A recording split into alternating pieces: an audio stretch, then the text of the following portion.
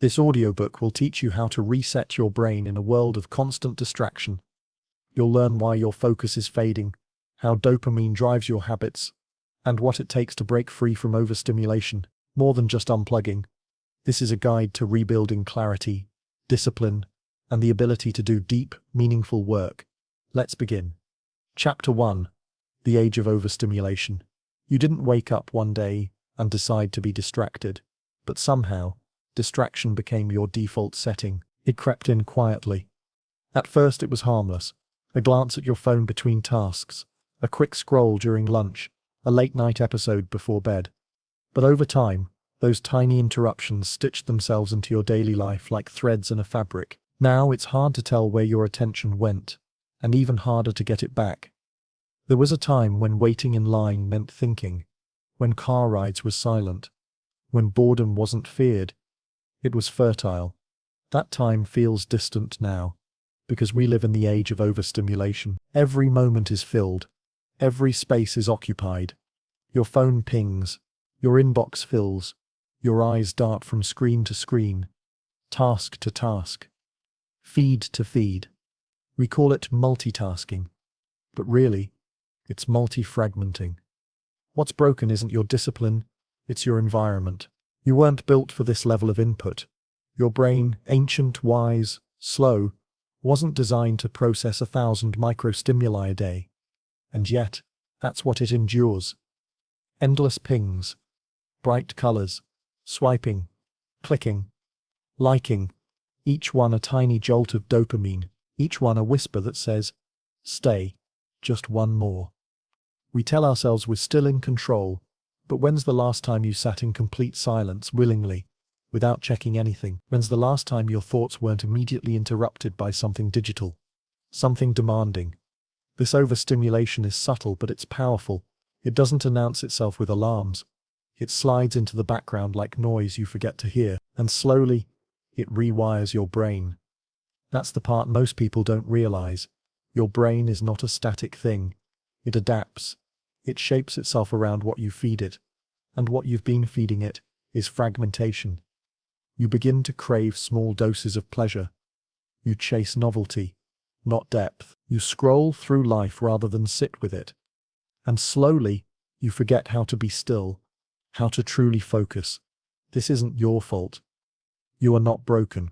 You've simply been trained by your environment, rewarded for distraction, punished for depth. The platforms you use are designed that way. They are built to hijack your attention, not gently, but aggressively. Because attention is profitable. And every second you spend watching, scrolling, clicking, reacting, someone somewhere, profits. You are not the customer. You are the product. And yet, you still have power. The first step is seeing it clearly.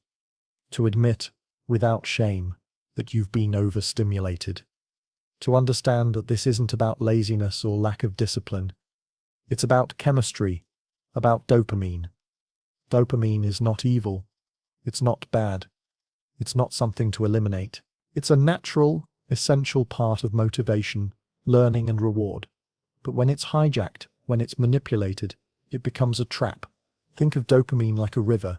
In balance, it flows gently, guiding you toward healthy goals, meaningful habits, and long-term growth. But when that river floods with artificial inputs, flashy videos, rapid-fire content, constant novelty, it erodes the banks of your attention. It floods your focus. It drowns your discipline. And that's where many of us are now, afloat in overstimulation, wondering why we can't seem to think deeply anymore. But there's a way back, a way to retrain the brain, to pull it out of the flood and place it gently back on solid ground. It starts with something simple, not easy, but simple. A choice. To begin. To step away, just a little. To make space where noise has ruled. That's what this audiobook is here to help you do. To guide you through the process of restoring your focus, of reclaiming your mind from the chaos of overstimulation. It's not about perfection, it's about progress. Each small step back from the noise is a step toward clarity. Each moment of stillness is a rebellion against the culture of distraction, and each act of focused attention is a seed planted, one that grows into depth, presence, and peace. You might wonder, is it really possible to undo years of overstimulation? Yes, but not through hacks, not through willpower alone, through understanding, through intention, through something called a dopamine detox. Not a trend, not a punishment, but a practice, a rebalancing, a return to what your brain was designed to do. Focus, build, create, rest. This isn't about rejecting all modern tools or becoming a monk. It's about choice, about using technology rather than being used by it. You see, overstimulation isn't just a productivity issue, it's a soul issue. When you're constantly distracted, you can't hear yourself think, and when you can't hear yourself think, you forget who you are. Stillness becomes uncomfortable. Slowness feels wrong. You begin to confuse constant motion with progress. But deep down, something knows the truth. Something in you remembers what it felt like to focus, to lose yourself in a task. Not from numbing, but from flow. To write, to build, to think deeply, without checking, without jumping, without needing a hit of something new. That part of you is not gone, just quieted, and this process, this detox is how you invite it back. We start by understanding the problem. That's this chapter. Seeing clearly what overstimulation is doing to you, to all of us. Next, we'll explore what dopamine actually is, how it works in the brain, and how it fuels both productivity and addiction. Because win this battle for your focus, you must know the terrain of your mind. But for now, rest in this. You are not weak. You are not broken. You are simply living in a system that rewards distraction. And you are choosing something better. Even listening to this audiobook is an act of resistance, of awakening, of reclaiming. There will be moments of discomfort ahead. Moments where stillness feels unbearable, where the itch to check, scroll, escape is loud. But you'll also find something else. Moments of clarity, bursts of creativity, pockets of peace. Those are the treasures buried beneath your overstimulated mind. They are waiting, and you are already on your way. So take a deep breath, let the noise fall away, and get ready, because what comes next is the beginning of your return to depth, focus and calm. Chapter 2. What is dopamine, really? You've heard the word dopamine. It gets blamed for everything now. Addiction, distraction, depression, even laziness. But the truth is, dopamine is not your enemy. It's not some toxic chemical hijacking your brain. It's something much more personal than that. Dopamine is a messenger, a signal, a whisper in your nervous system that says, this matters. It's the chemical of anticipation, of motivation, of drive. It's what makes you chase, what makes you move, what makes you care. Without it, you wouldn't get out of bed. You wouldn't pursue goals. You wouldn't feel the thrill of progress or the tug of desire. But like all things powerful, dopamine must be respected. Because when that signal becomes too loud, too constant, it stops guiding you and starts ruling you. So what is dopamine, really? Biologically, it's a neurotransmitter. It's made in a part of the brain called the ventral tegmental area, and is released into other regions responsible for pleasure, reward, learning, and memory.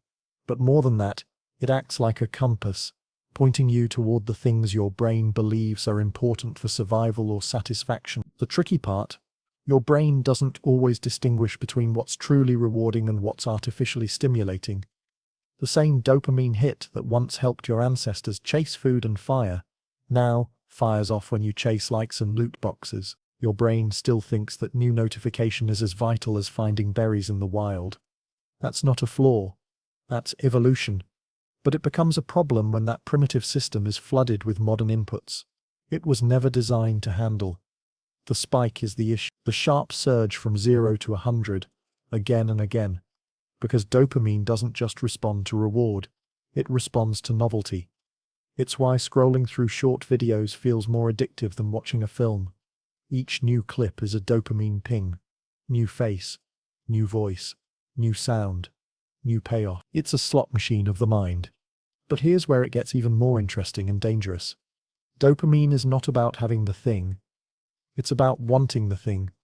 You feel its effects not when you enjoy something, but when you anticipate enjoying it. And so your brain starts to crave the chase itself, not the pleasure, just the pursuit. That's why the satisfaction never lasts. You scroll more, you watch more, you click more, not because you're enjoying it, but because you're chasing the next hit. It's not pleasure you're addicted to, it's potential. That's why it feels so hard to stop. Because your brain keeps whispering, maybe the next one, maybe the next time. And every time you give in, every time you indulge that urge, you reinforce the loop. Stimulus, anticipation, reward, repeat. Your brain learns fast, and what you repeat, you reinforce. That's how habits are born, and why they're so hard to break. But the story doesn't end there. Because dopamine isn't just about distraction. It's also about focus. The same chemical that keeps you glued to your screen is the one that can help you dive deep into a task. The difference? Direction.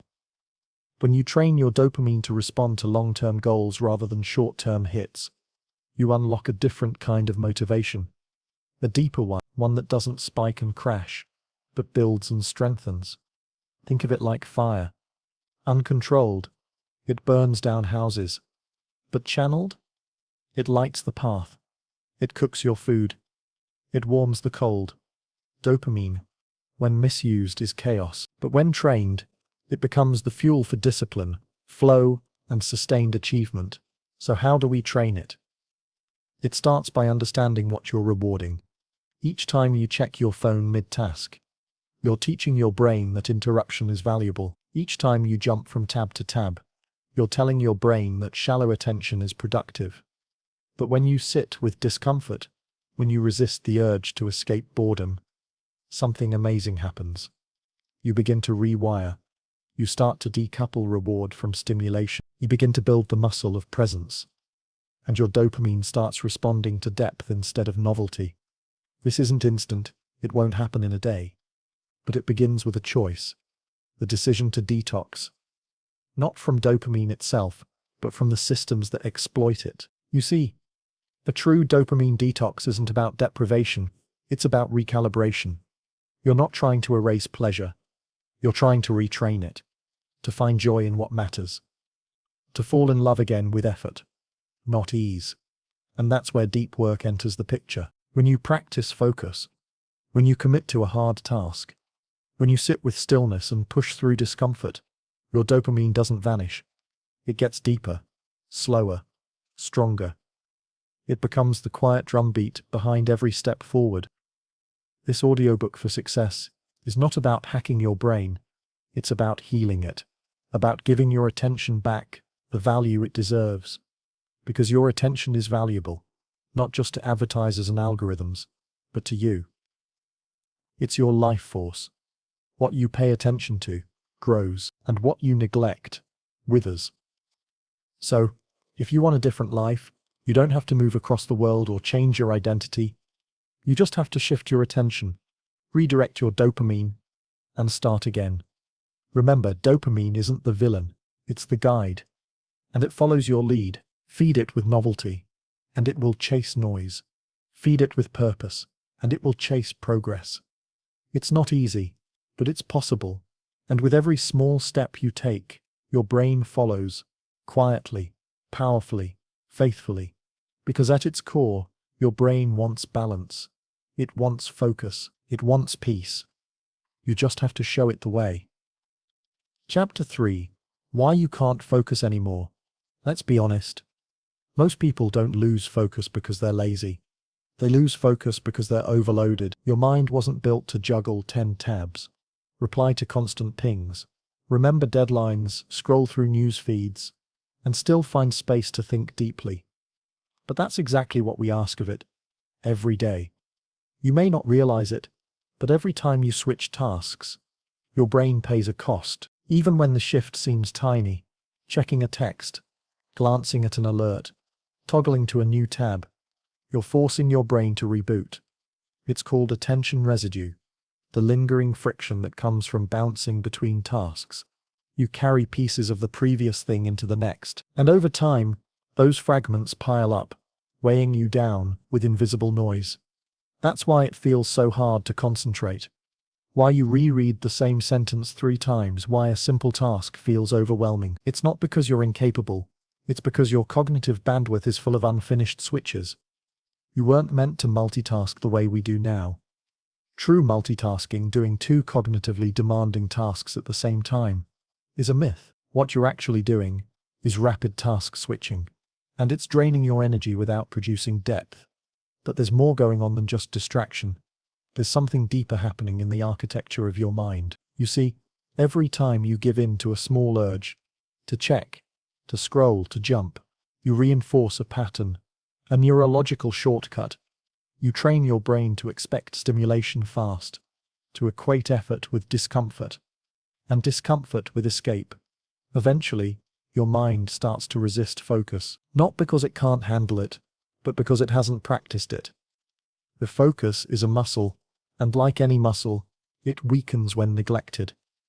You may think you've lost the ability to concentrate, but it's still there, dormant, waiting, buried beneath the clutter. The modern world hasn't just distracted us, it's deconditioned us. It's taught us to fear boredom, avoid stillness, and chase novelty at the cost of depth.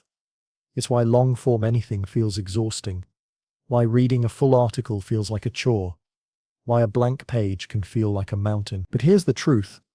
No one tells you. Your brain wants to focus. It craves depth. It hungers for challenge. The human mind wasn't designed to float endlessly through fragmented tasks. It was meant to solve, to build, to explore, with presence. It's not wired for constant novelty, it's wired for progress. When we deny that, we don't just lose focus, we lose ourselves.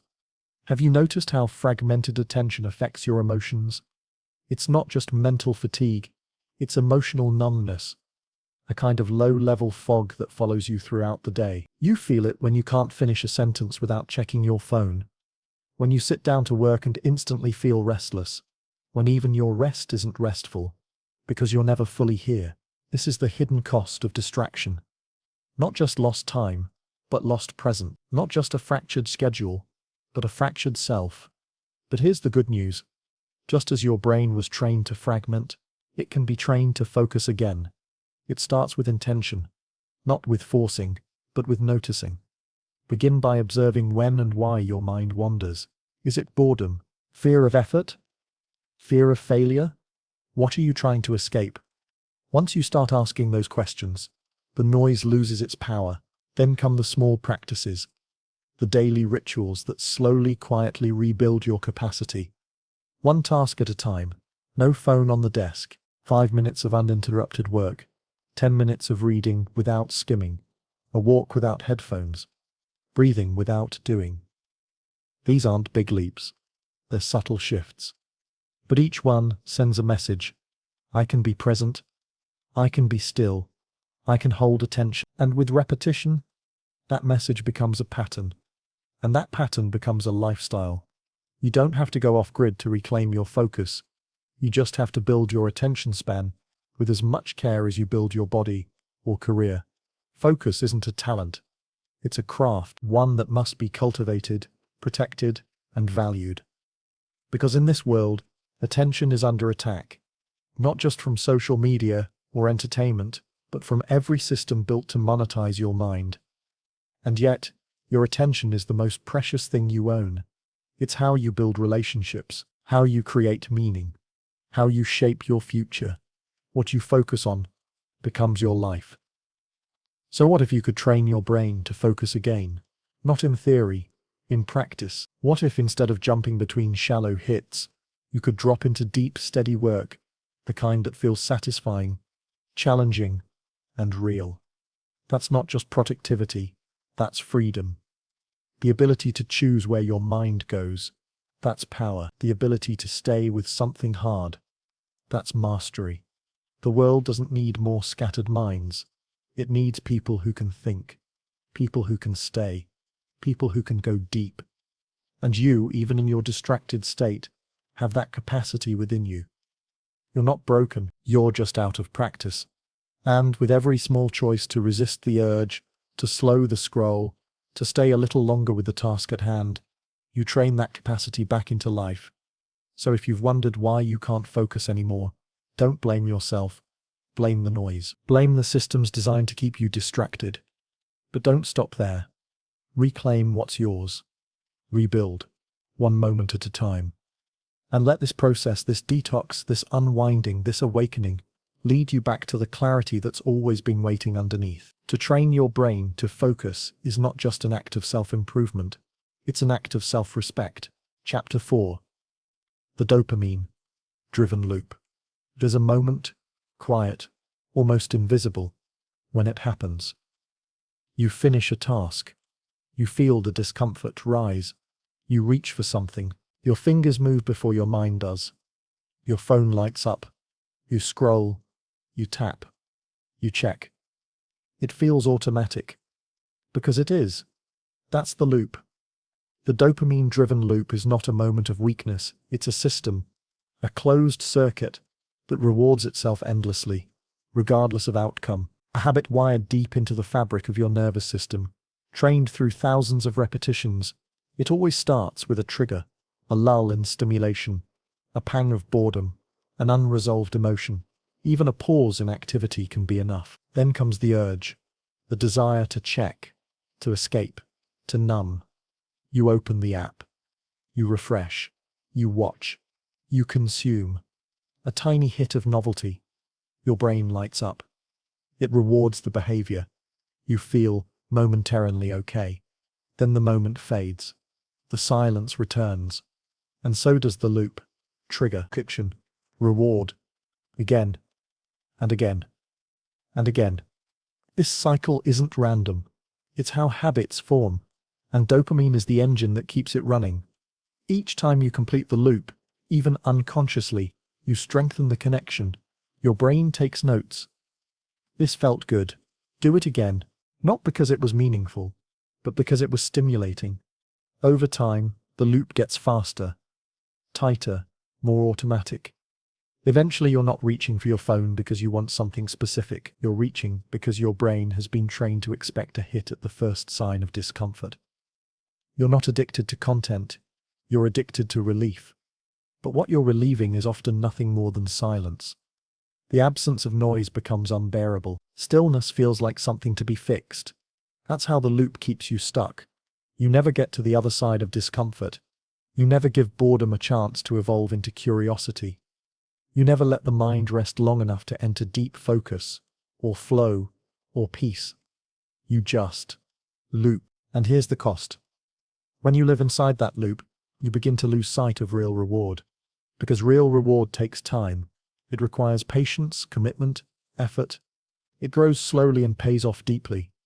But the loop has trained your brain to prefer fast and shallow over slow and meaningful. This is how people lose hours, days, even years. Not to laziness, but to a hijacked reward system. Think of your brain like a compass. Dopamine is the needle. It points toward what you've trained it to expect as valuable. If you've taught it to value stimulation, quick fixes, novelty, empty noise, then that's where it'll lead you. But if you start to teach it that stillness is valuable, that focus is satisfying, that meaning comes from depth, it will adjust. But first, you have to interrupt the loop. To break the dopamine cycle doesn't mean to remove all pleasure from life. It means to pause long enough to ask, is this real reward, or just a reflex? It means giving yourself space to notice what's actually happening beneath the urge. The loop thrives in mindlessness. It dissolves in awareness. So the next time you feel the pull, stop, breathe, wait, let the urge rise without acting on it. Watch it like a wave, don't fight it, just witness it. You'll start to see something surprising. The urge isn't as powerful as it feels. It peaks, then fades. And every time you sit with it without indulging it, you loosen the loop's grip. That's the beginning of freedom. Not from dopamine itself, but from its blind automation. From there, you begin to rewire. You insert intention where there used to be reaction. You build space between stimulus and response. You give yourself the gift of choice again. This won't feel magical at first. In fact, it might feel uncomfortable. Your brain will protest. It will demand a hit. It will whisper. Just for a minute. But if you stay the course, If you let the loop unravel just a little each time, things begin to shift. Suddenly, a walk feels rewarding. A page of a book feels immersive. A quiet moment feels full, not empty. You begin to remember what your mind was like before the loop took hold. And that memory becomes your map. Of course, the loop doesn't disappear overnight. Like any well-worn path, it takes time to fade. But every time you resist it, or even notice it, you weaken it. Every moment of presence, of undivided attention, of intentional slowness, is a counter-programming, a new loop, pointing in a different direction. And in that direction lies everything the dopamine loop tried to replace: peace, purpose, focus, fulfillment. The things you reach for in the loop are shadows of what you really want: connection, joy, progress, rest. You won't find them in a scroll, but you can find them on the other side of boredom, on the other side of discomfort, on the other side of that tiny moment when you choose to stay. The loop is loud, but you are louder, not in volume, but in depth, not in urgency, but in truth. And this truth is what you're remembering now. This process, this detox, this sacred undoing, it's not just about taking things away, it's about rediscovering the power that's been buried beneath reaction. You were never meant to live in loops. You were meant to grow in spirals, to evolve upward, outward, not spin in circles. And when you step outside that loop, even for a moment, you get to remember who you are without the noise. You're not your cravings. You're not your habits. You're not the reflex to escape. You are the one who notices, the one who chooses, the one who today has decided, enough. Let this be the chapter where you start to turn. Not violently, not suddenly, but steadily, with breath, with clarity, with courage, because on the other side of that loop is the life you've been chasing in pieces, now waiting to be found in full. Chapter 5. Signs you need a dopamine detox. It usually doesn't happen all at once. The signs creep in slowly, small, quiet, ordinary. You shrug them off at first. You tell yourself you're just tired, just busy, just distracted. But then, the fog doesn't lift, and you start to notice something deeper. You're always restless, but never satisfied. You start 10 things and finish none. The quiet moments feel unbearable, and instead of resting, you reach again and again for noise. If that sounds familiar, you're not alone, and you may be in need of something far more important than another productivity hack. You may need a dopamine detox, but how do you know for sure? Let's walk through the signs, the real ones, not the trendy surface-level symptoms, but the subtle indicators that your brain is running on fumes and craving stillness more than stimulation. 1. You feel mentally exhausted without doing anything deep. At the end of the day, you're drained. But when you look back, you can't quite point to anything meaningful you accomplished. Your day was full, but empty. That's the toll of shallow attention. When your mind is fragmented all day, it never truly rests and never truly focuses. You burn energy in the in-between, constantly switching but never sinking in. 2. You avoid stillness like it's a threat. Silence feels itchy. Unscheduled time feels like something to be filled immediately. You reach for your phone in line, at red lights, during meals, even during conversations. Not because you need to, but because stillness has become foreign, uncomfortable, almost frightening. This is a powerful signal that your nervous system is overstimulated and undernourished. 3. You constantly crave small hits of pleasure.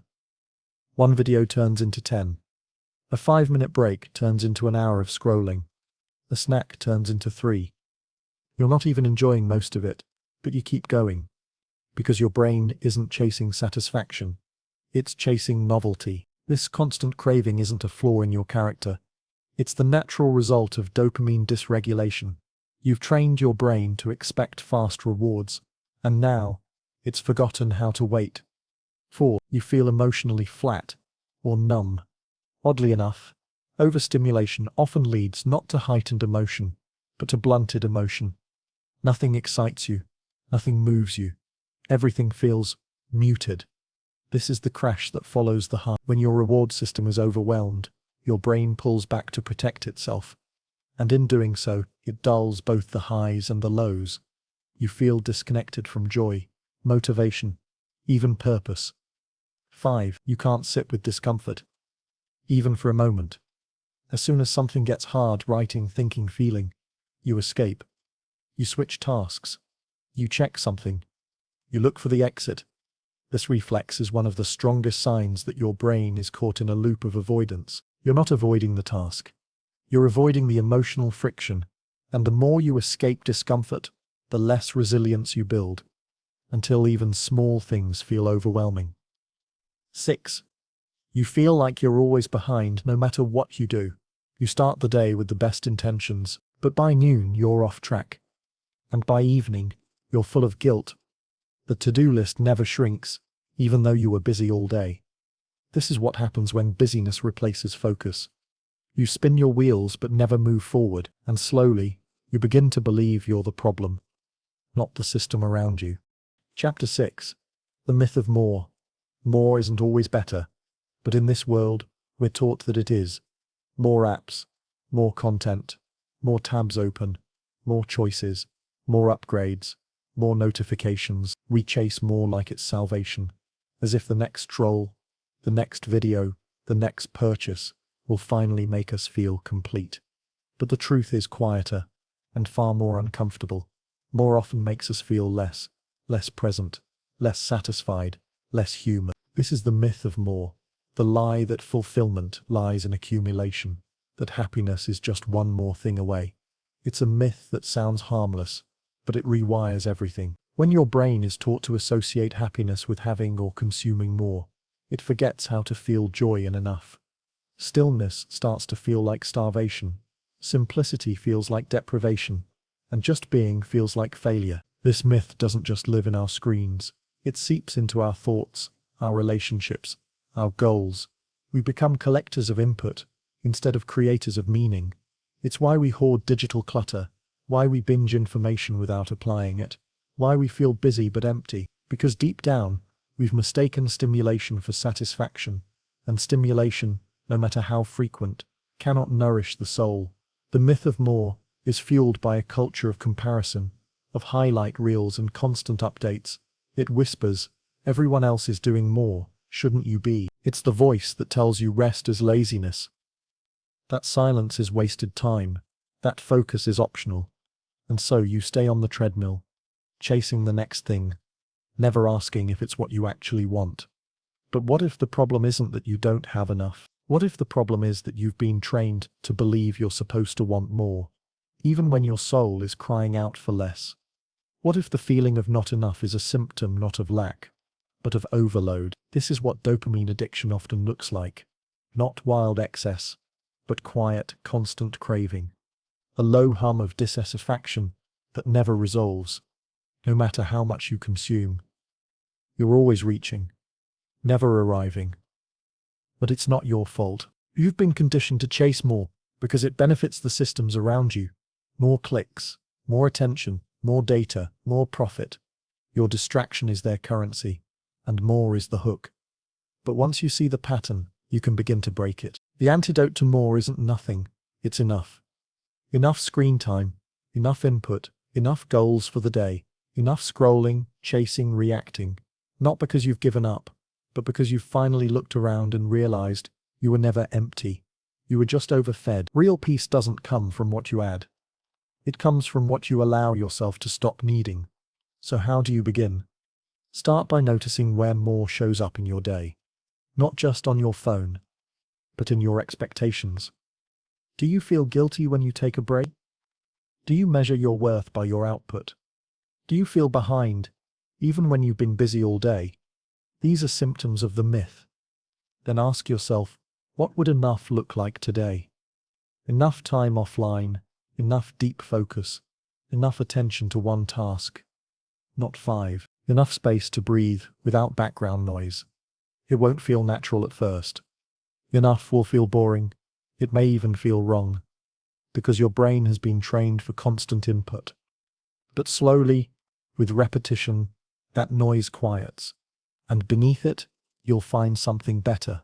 Satisfaction, presence, clarity. Things that can't be found in more, only in depth. You'll begin to feel joy again in small things.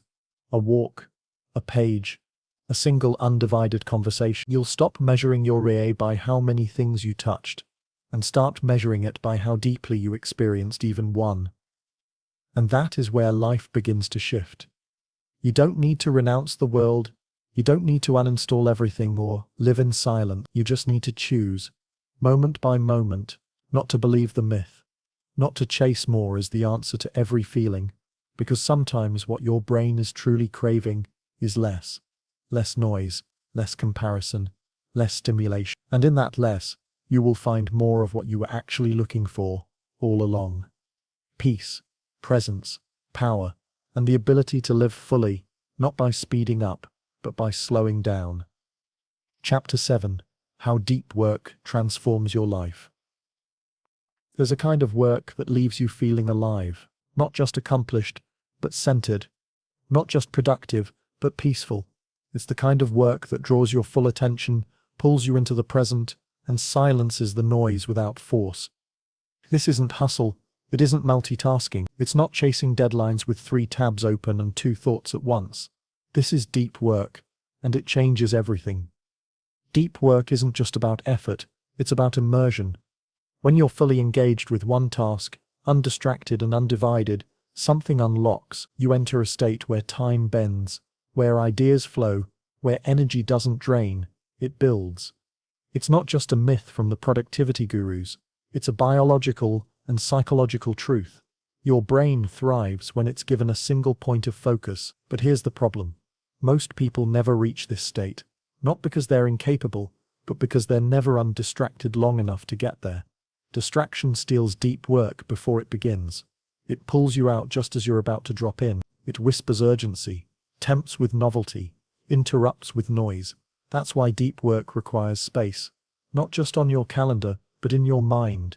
And once you taste it, you begin to understand why so many high performers, thinkers and creators protect it like a sacred ritual, because deep work is where transformation lives. It's where books are written, where ideas are born, where skills are built, where problems are solved at a level that shallow effort could never reach. And more than that, it's where you return to yourself. In a distracted world, deep work becomes a spiritual practice, a rebellion, a homecoming. Think about the last time you were so focused on something that you forgot to check your phone. When you looked up and hours had passed. When the work felt effortless. Even if it was hard, that was deep work. And it wasn't just productive. It was fulfilling. Because deep work doesn't just change what you do. It changes how you feel. It brings a calm confidence, a sense of grounded purpose, a rhythm that's quiet but powerful. And that's one of the greatest benefits of deep work. It creates not just output, but inner alignment. You stop spinning. You stop scattering. You start channeling. It's not about working harder. It's about working deeper, going below the surface of to-do lists and checkboxes into something richer, something real. This shift doesn't require a new job or a new life. It requires a new way of showing up to the work you already do. You could be writing, solving problems, coding, teaching, organizing, even listening deeply to someone you care about. The content doesn't matter. The quality of your presence does.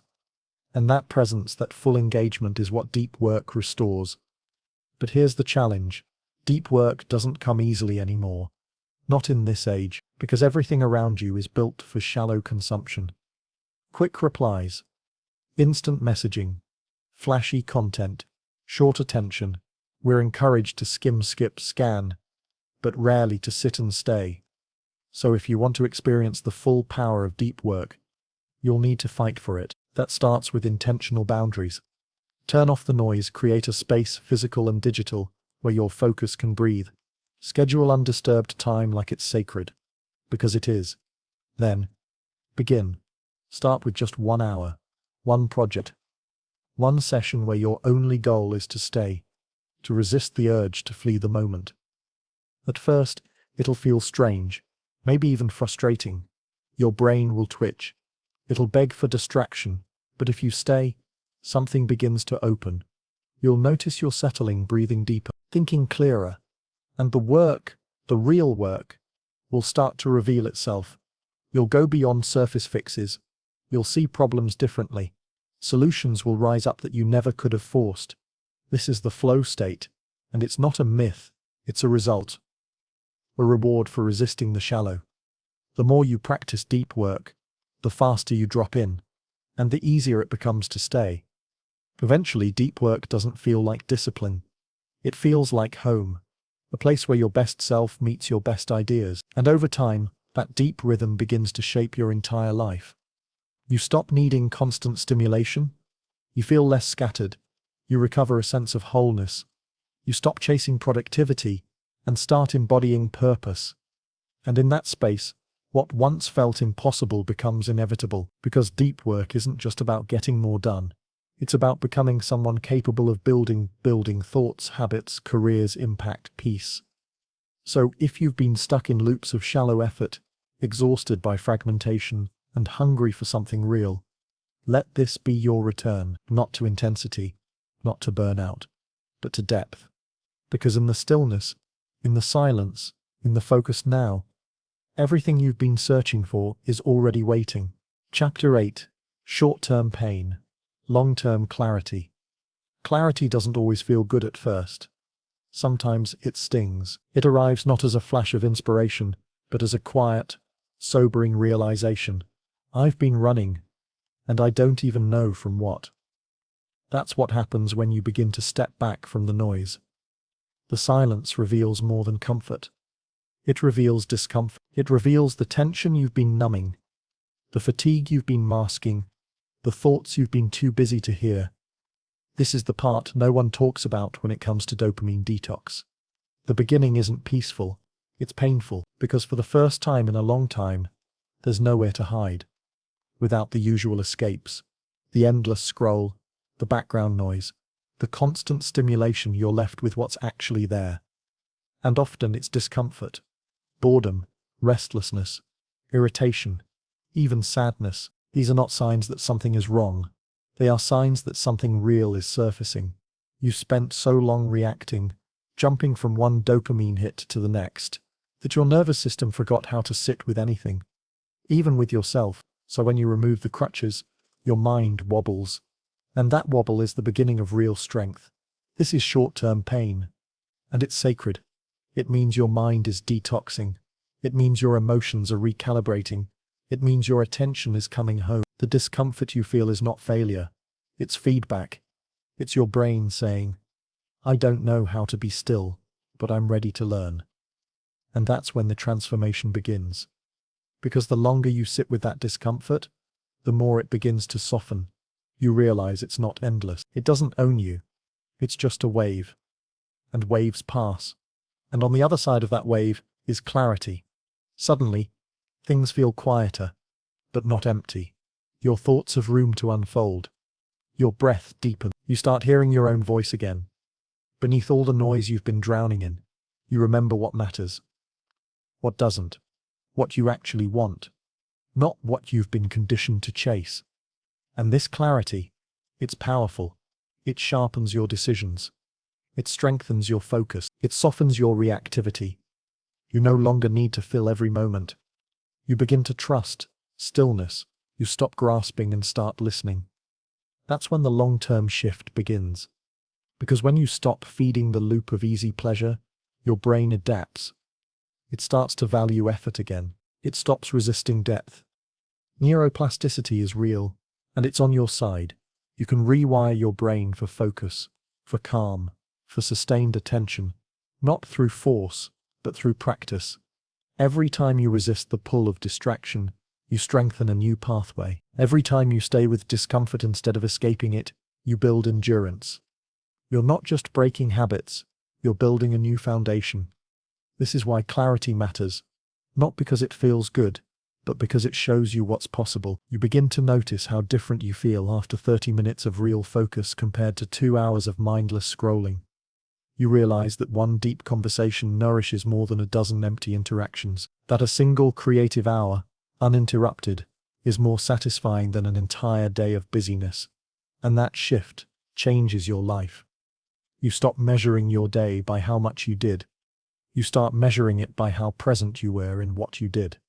That's not just productivity, it's purpose. And it's only possible when you allow yourself to feel the initial discomfort. Short-term pain isn't the obstacle, it's the portal. Through it, you find long-term clarity, not just about work, but about you. You begin to see where your energy leaks, what truly drains you, who uplifts you, what actually aligns with your values. It's hard to see these things when you're constantly stimulated. But once you step out of the flood, the landscape becomes clear. You start to choose differently. You start to live deliberately. And that's where freedom begins. Because clarity isn't just knowing what to do. It's knowing what not to carry anymore. You let go of the noise that never served you. You step away from patterns that were never yours to begin with. And slowly, you begin to build a life that reflects your inner stillness, not your outer distractions. It doesn't happen overnight, but it begins the moment you stop running. The moment you let yourself feel what's really there, even when it's uncomfortable. That's not weakness, that's wisdom. Because behind every moment of short-term pain is an invitation to slow down, to see clearly, to come back to what's real. So if you're in that space now, if you feel restless, agitated, unsure, stay just a little longer. The fog will lift, the silence will soften, and in that quiet, you'll hear the only voice that really matters.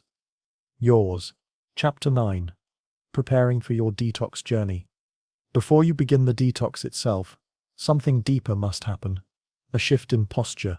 A decision not just to unplug, but to return. To yourself. To your attention.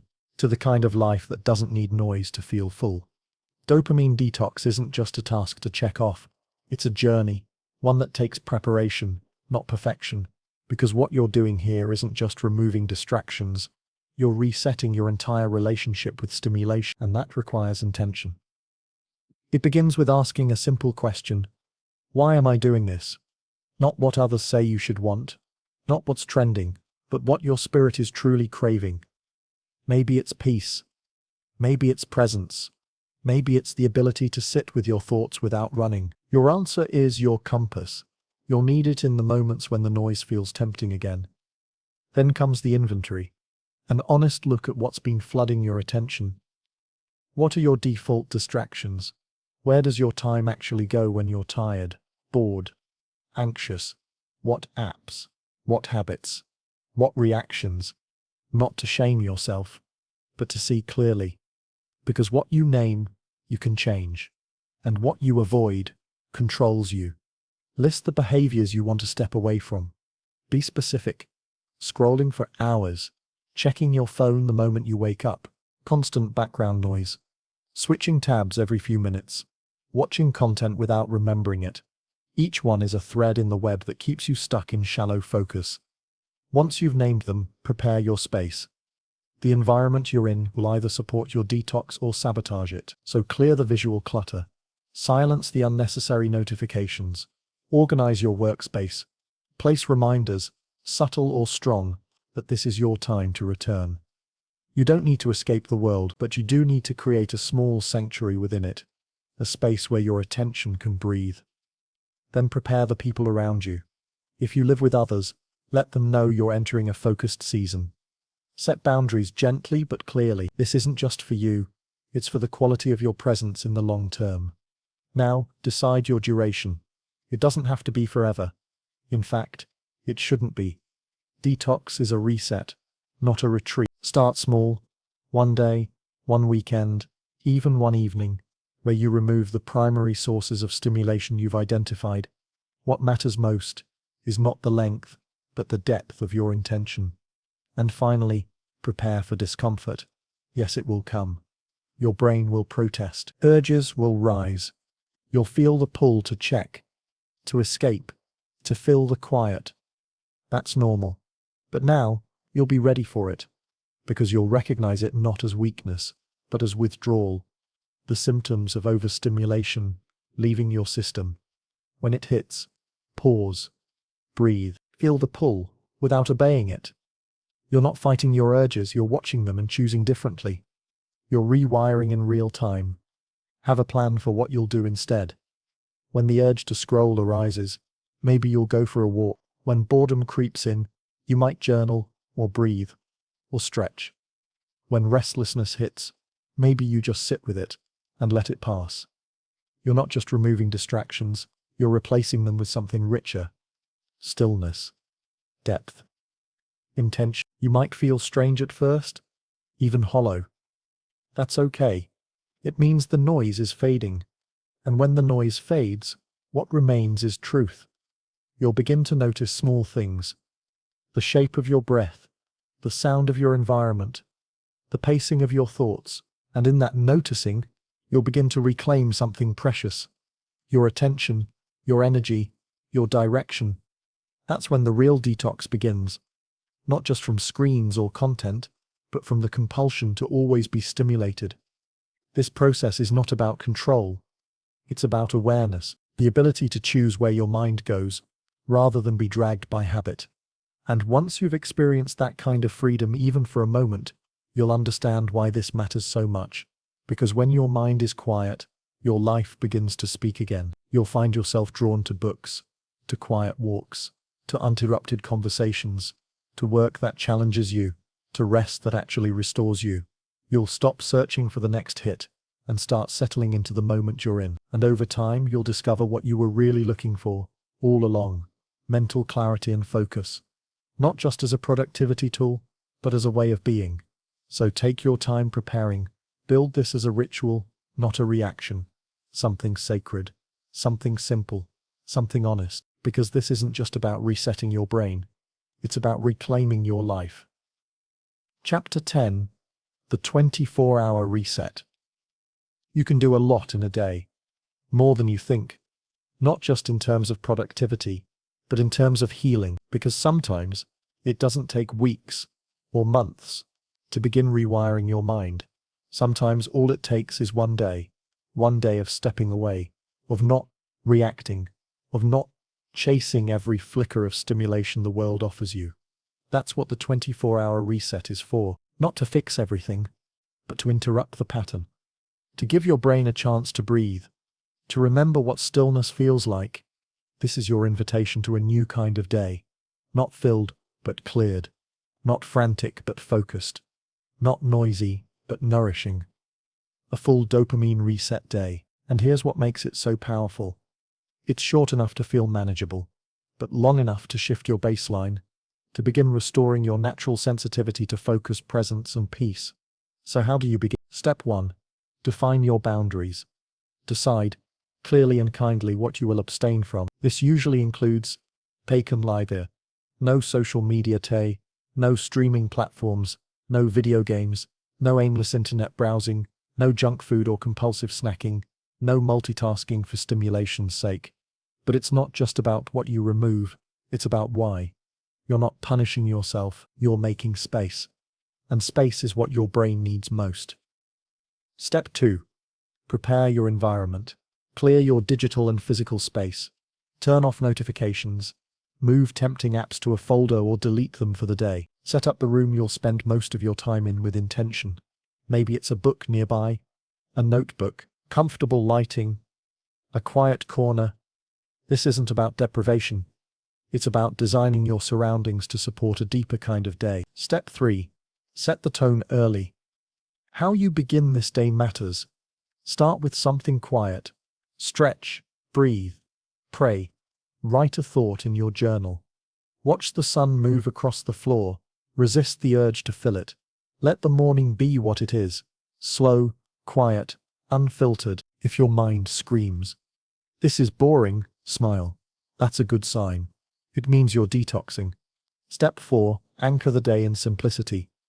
Choose 2-3 nourishing activities, not tasks, not work, but things that center you. A long walk without headphones in, a focused hour of reading, cooking a meal slowly, writing by hand, cleaning your space with intention, thinking, just thinking, without rushing to record or publish.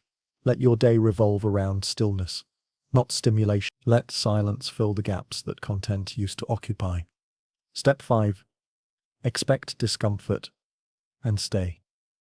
There will be moments you reach for your phone without realizing it. Moments you crave noise, movement, input. Moments your brain feels itchy from the absence of stimulation. These are not mistakes. They are signals. They mean your mind is waking up from the fog. Stay, let the discomfort crest, and watch as it passes. Because it will pass. And when it does, you'll notice something else underneath. A calm that's not artificial. A rhythm that doesn't rely on the next notification. A self you haven't fully met in a long time. Returning. Step 6. Reflect before you return. As the 24-hour reset nears its end, pause before reintroducing anything back into your system. Ask Tave, what felt hardest today? What felt surprisingly nourishing? What did I reach for without thinking? Sigh, what did I not miss at all? These questions aren't for judgment. They're for clarity. Because now, you get to choose what comes back, and what doesn't. Maybe you'll keep some things offline a little longer. Maybe you'll change how you use your evenings. Maybe you'll start to build daily rituals that echo the simplicity of this reset. Whatever it looks like, this day will have opened something inside you, a quiet proof that you can live differently, that you can direct your mind, that you can let go of noise, and still feel whole. Taking Mako, the dopamine reset day, is not a cure, but it is a beginning. It's a line in the sand, a declaration that your mind is worth protecting, that your attention is not for sale, that your inner world deserves the same care you give to everything else. You won't emerge from this day perfect. You may even feel shaky. But beneath that, something will have shifted. The volume of the world will have lowered just enough for you to hear yourself think again. And once you've heard that voice, clear, unfiltered, steady, you'll never forget what it feels like. You'll carry that stillness with you into the next day and the next, one choice at a time, until peace is no longer an escape, but your default. Chapter 11. Digital fasting, unplugging without panic. The idea of being without your phone, even for a few hours, might sound uncomfortable. For some, it's unsettling. For others, terrifying. Not because of the device itself, but because of what it represents. Connection, control, comfort. But the truth is, your phone isn't just a tool anymore. It's a reflex, an escape, a portal to endless stimulation. And that's why digital fasting has become more necessary than ever. Not to punish, not to prove anything, but to remember what life feels like without constant interruption. A digital fast is different from just putting your phone on silent. It's a conscious, intentional act of unplugging, not just to detox, but to reawaken. It's a chance to feel time again, to listen, to notice, to be, without always having to. So let's talk about how to do this without panic. Because when you've spent years in constant contact with devices, silence feels strange. But strange doesn't mean bad, it just means new. And new can be powerful. Start with short windows of fast. You don't need to begin with a full weekend offline. You can start with 30 minutes in the morning, then an hour, then 2. The goal isn't how long you fast, it's how present you become in the absence. What happens when you remove digital noise? At first, your mind will rebel. You'll reach for your phone automatically. You'll feel restless, unanchored. You'll start inventing excuses. What if someone needs me? What if I miss something important? These fears are common, but rarely true. And even when they are, your well-being is more important than your immediate responsiveness. Your presence, to yourself and those around you, matters more than any ping. So what do you do instead? Anything that anchors you in reality. Walk without headphones, sit with a cup of tea and do nothing. Journal with no agenda, read slowly, not to finish, but to feel, listen to your surroundings. Notice your breath. Let boredom unfold into creativity. These small practices begin to restore the muscles of attention. They remind you what uninterrupted thought feels like, what real time feels like, what it means to be here, not half here, not split between 10 tabs, but fully here. Set boundaries gently. Tell friends or loved ones you're taking space from your device. Set an auto response. Let them know when you'll be reachable again. This isn't about cutting off, it's about reconnecting, but first with yourself. Watch what comes up emotionally. When the device is gone, other feelings rise. Loneliness, boredom, FOMO, sometimes even sadness. This is good. These emotions were there all along, just masked by motion. Now you can meet them honestly. Let them speak. Let them soften. This emotional honesty is one of the most overlooked digital detox benefits. It reopens a dialogue between you and your inner world, a conversation most people avoid for years. Notice how your nervous system reacts. You may start the fast feeling tense, even twitchy, but by the end you might feel something unexpected. Calm, grounding, relief. The nervous system wasn't designed to process constant pings. When you fast from them, your stress hormones settle, your breathing slows, your thoughts deepen. This is the reset your body has been quietly asking for. What about the guilt? You might feel like you're falling behind, like you're missing something, like you should be more productive. But here's a quiet truth. You are not behind. You are right where you need to be. Your presence is your power, and your focus is worth protecting. Come back gently. When the fast ends, don't rush back into the flood. Take 5 minutes before turning your device back on. Ask yourself, Tei, do I actually want to check this right now? Tei, is this urgent or just familiar? What did I enjoy about being unplugged? Let your re-entry be intentional. Let it reflect the stillness you cultivated, even if briefly. Over time, digital fasting becomes less of a challenge and more of a refuge. Something you look forward to. Something your body thanks you for. It's not about living off the grid. It's about reclaiming your grip on the steering wheel of your attention. You don't need your phone to live fully. You need your mind to be present in what you're living. And when you unplug with intention, you realize how rich the world really is without a screen between you and it. You don't lose connection. You gain depth. You don't fall behind. You fall into rhythm, and you don't go silent. You finally start to hear what matters. Chapter 12. Mastering Boredom. Boredom used to be a doorway, a space between what was and what could be, an invitation to imagine, to observe, to create. But now, it feels like a threat. In a world of endless entertainment, boredom has become unbearable, something to be avoided, filled, escaped. We don't sit in silence anymore. We scroll, we refresh, we distract. But here's the truth. No one wants to admit. Boredom is not the enemy. Boredom is the bridge. It's the space your mind enters, just before it starts doing its best work, before the real ideas come, before the brain stops reacting and starts originating.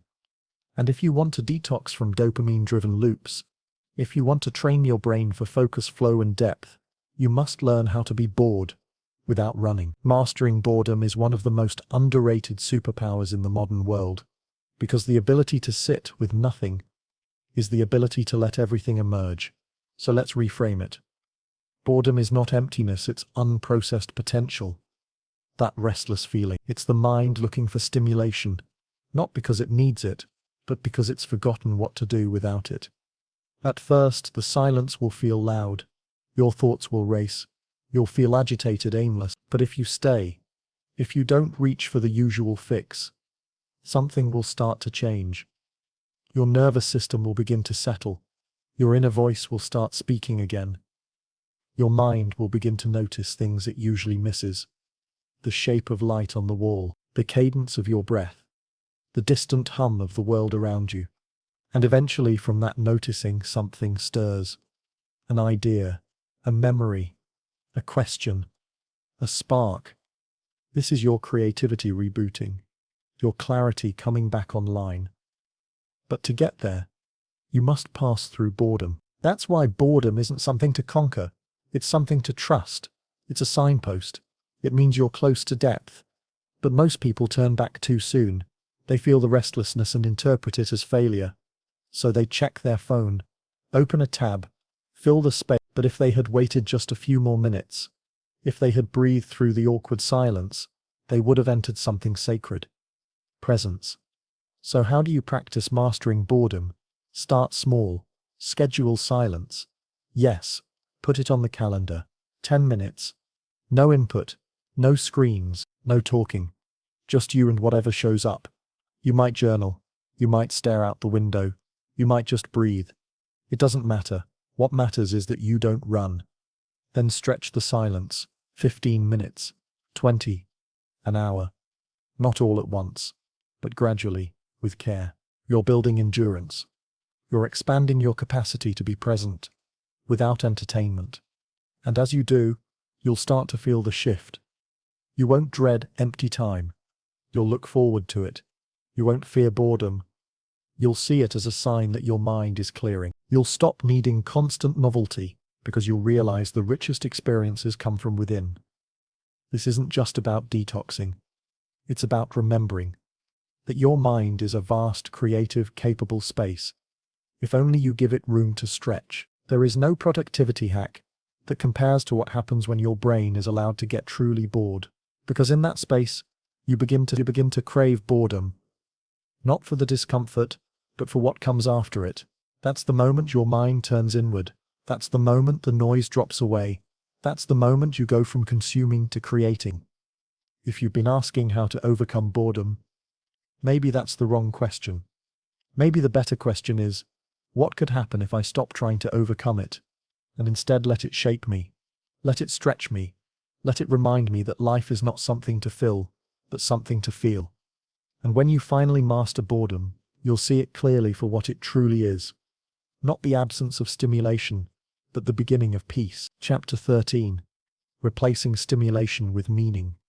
Once you take something out of your life, the endless scrolling, the background noise, the quick dopamine hits, something unexpected happens.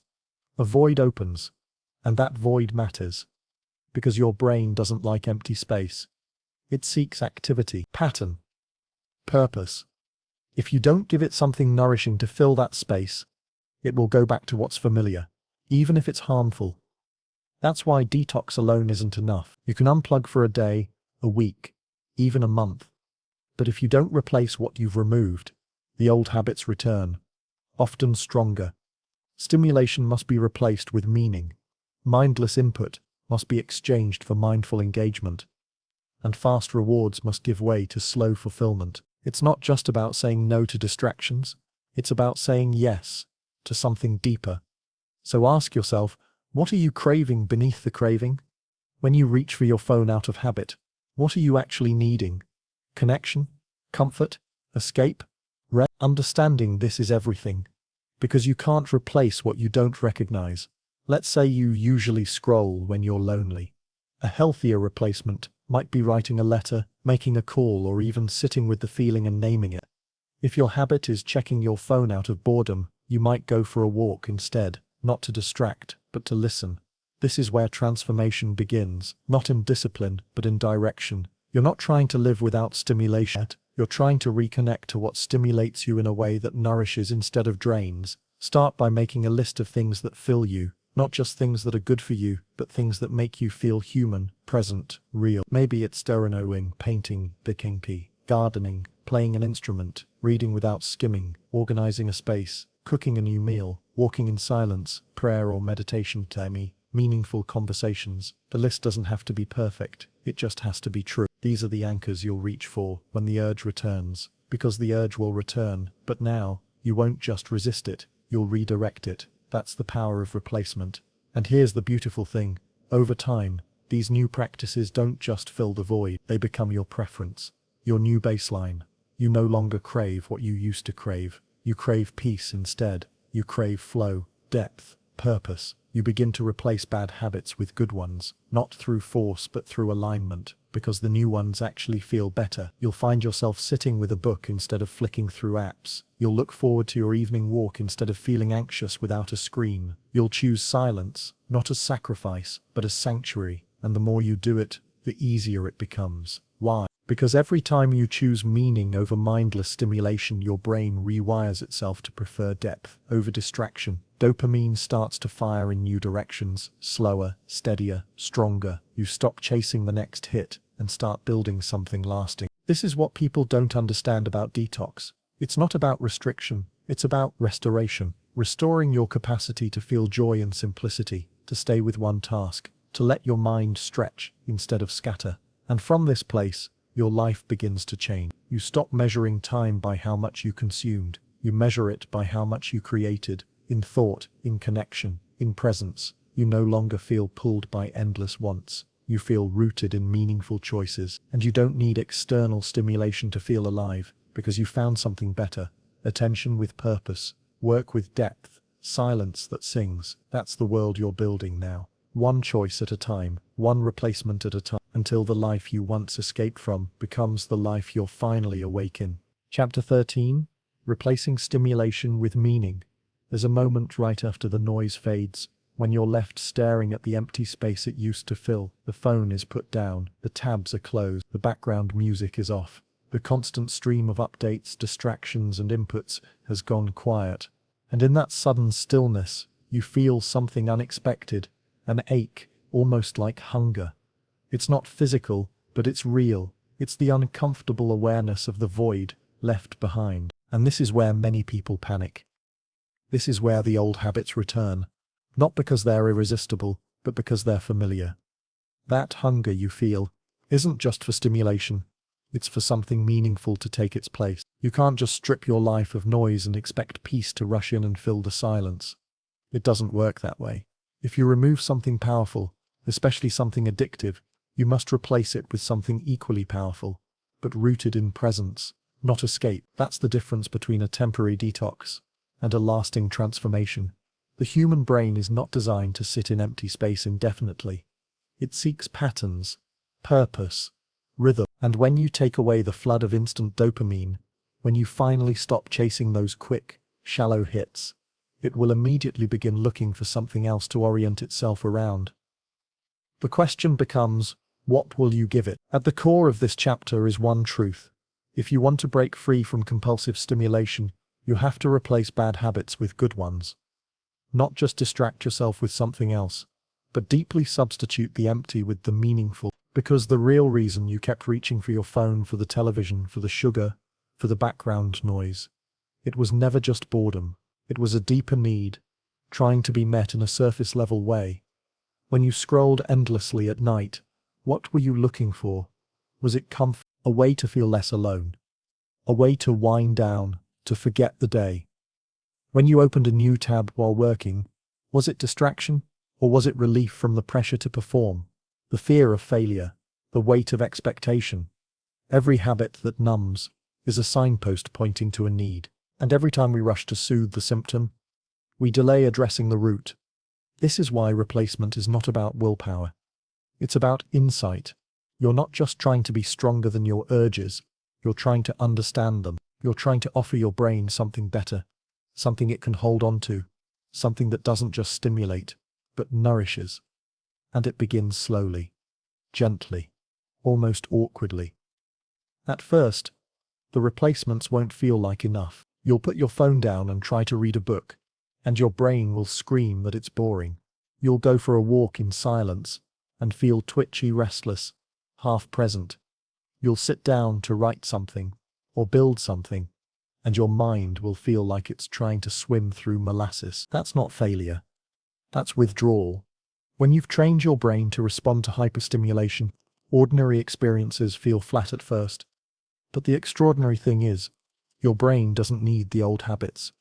It just needs time to readjust. And if you stay long enough, in the quiet, in the discomfort, in the slowness, it begins to wake up again. That book you couldn't get through? You'll find yourself drawn to it, not because it's thrilling, but because it speaks to a deeper part of you. That walk in silence, it starts to feel like a doorway, not a punishment. That conversation, uninterrupted, becomes rich and grounding in a way no comment section could ever replicate. What you're doing is not small. You're teaching your brain to receive reward from things that are real, things that unfold slowly, things that grow with time, things that connect you to life, not pull you away from it. Replacing stimulation with meaning isn't about productivity. It's about presence. It's not about always doing something useful. It's about learning how to be with yourself again, without needing something external to distract you from your own mind. This means welcoming discomfort as part of the path. It means sitting down with yourself and asking harder questions. What do I want to feel when I reach for distraction? What am I trying to escape? What am I afraid I'll feel? If I don't numb myself with movement, noise, novelty? Those are the questions that begin the process of true replacement. Because once you know the answer, you can offer yourself something honest. If you crave comfort, you can find it in slowness, in familiar voices, in simple routines that calm the nervous system. If you crave expression, you can write, speak, draw, build, share, not for likes, but to release what's inside you. If you crave connection, you can pick up the phone, not to scroll, but to hear someone's voice. If you crave escape, you can choose nature, fiction, movement, experiences that still take you somewhere, but return you home instead of leaving you numb. The key is not just to resist the urge, but to rewrote it. To say, this part of me isn't wrong, it's just reaching in the wrong direction. And over time, as the replacements settle in, something remarkable happens. The urges begin to change. The reach becomes less desperate. The craving becomes quieter. And what once felt like deprivation, giving up the constant hits of stimulation, starts to feel like liberation. Because you're not just avoiding noise, you're choosing depth. The replacements will look different for everyone. There's no formula. For one person, meaning might come through cooking a slow meal with full attention. For another, it might come from walking the same path every evening and noticing how the light changes. For someone else, it might be journaling in the morning, or meditating at night, or working with their hands on something that doesn't need to be posted, shared, or approved. The activity itself doesn't matter as much as the quality of attention you bring to it, because what you're really practicing is presence. You're not just replacing habits, you're reclaiming time. And when you begin to do that, you feel something that was absent for far too long: ownership of your attention. You start to see time differently. You begin to protect your mornings, your evenings, your mind. You become more selective about what enters your field, more careful about what you give your focus to. Because you understand now, what you focus on becomes your experience. It becomes your day, and your days become your life. Replacing stimulation with meaning isn't always glamorous. It's not always exciting, but it's always grounding. It gives you back a kind of clarity that constant distraction stole, and in that clarity, you begin to notice joy again. Not the thrill of likes or notifications, but the quiet joy of doing something deeply, of reading a page and remembering it, of having a conversation that lingers in your heart, of building something that matters to you, of sitting in your own presence without needing to run. This is the beginning of freedom. Not the loud, dramatic kind, but the slow, steady kind that lasts. You will still feel the pull. From time to time, the world is full of temptation, and there's nothing wrong with enjoying technology, entertainment, or even a bit of distraction, but you'll no longer be owned by it. You'll know the difference between using something for joy and using it to avoid yourself. And that's everything. So if you've been caught in loops of stimulation, and if you're wondering whether it's possible to live a full life without constantly reaching for more, know this: it is. And the way forward is not to fight your urges, but to retrain them, to replace bad habits with good ones, not by gritting your teeth, but by giving your mind something better, something worthy of your attention. Meaning is what the mind longs for, not noise, not novelty. Meaning. And when you offer it that day after day, quietly, consistently, it stops chasing stimulation, because it has found what it was really craving all along. Not distraction, not escape, but presence. Chapter 14. Rebuilding your attention span. Focus isn't something you lose forever. It's something you gradually forget how to use. And like any other skill, it can be trained, strengthened, and restored, even if you feel miles away from the clarity you once had. The problem is not that you're incapable of focusing. The problem is that your attention has been fractured, pulled in 1,000 directions every day, and reshaped by a world that rewards distraction more than discipline. You've been conditioned by modern life to expect interruptions, to jump between screens, to scroll through information rather than sit with it. Your nervous system no longer trusts silence, because it has been constantly bombarded with noise. But buried beneath the mental clutter, your ability to focus still exists, waiting for your attention to return to it. What has been weakened can be rebuilt. What has been buried can be uncovered. To rebuild your attention span, you must first understand what broke it. Most people don't realize how many times a day their focus is stolen. Not by emergency, not by meaningful obligation, but by meaningless interruption. Every notification, every tab switch, every background distraction creates micro tears in your mental fabric. It's not the big distractions that weaken you. It's the small, constant ones. Your brain is not a light switch that turns focus on and off at will. It's a system that ramps up slowly, one layer at a time, into deeper states of concentration. When you interrupt that process over and over again, you lose your ability to sink into the deeper levels of cognitive engagement, and eventually your brain stops trying. It adapts to a shallow world by staying shallow, but that adaptation is not permanent. You can reverse it. The first step in rebuilding your attention span is to stop expecting it to come back, without resistance. If your brain has been trained to crave novelty, then the return to depth will feel frustrating at first. Focus, like a muscle long neglected, will ache when you try to use it again. The page will blur, the thoughts will wander, the impulse to check something, anything will feel overwhelming. But this discomfort is not a sign that you can't do it. It's a sign that you're doing exactly what you need to. You are waking your brain up from years of cognitive autopilot, and the more often you stay in the discomfort without giving in to distraction, the stronger you become. You begin with time, not large blocks at first, but intentional windows of undivided presence. 15 minutes, then 20, then longer. You choose one task. You eliminate all optional distractions. You close the doors, both digital and physical.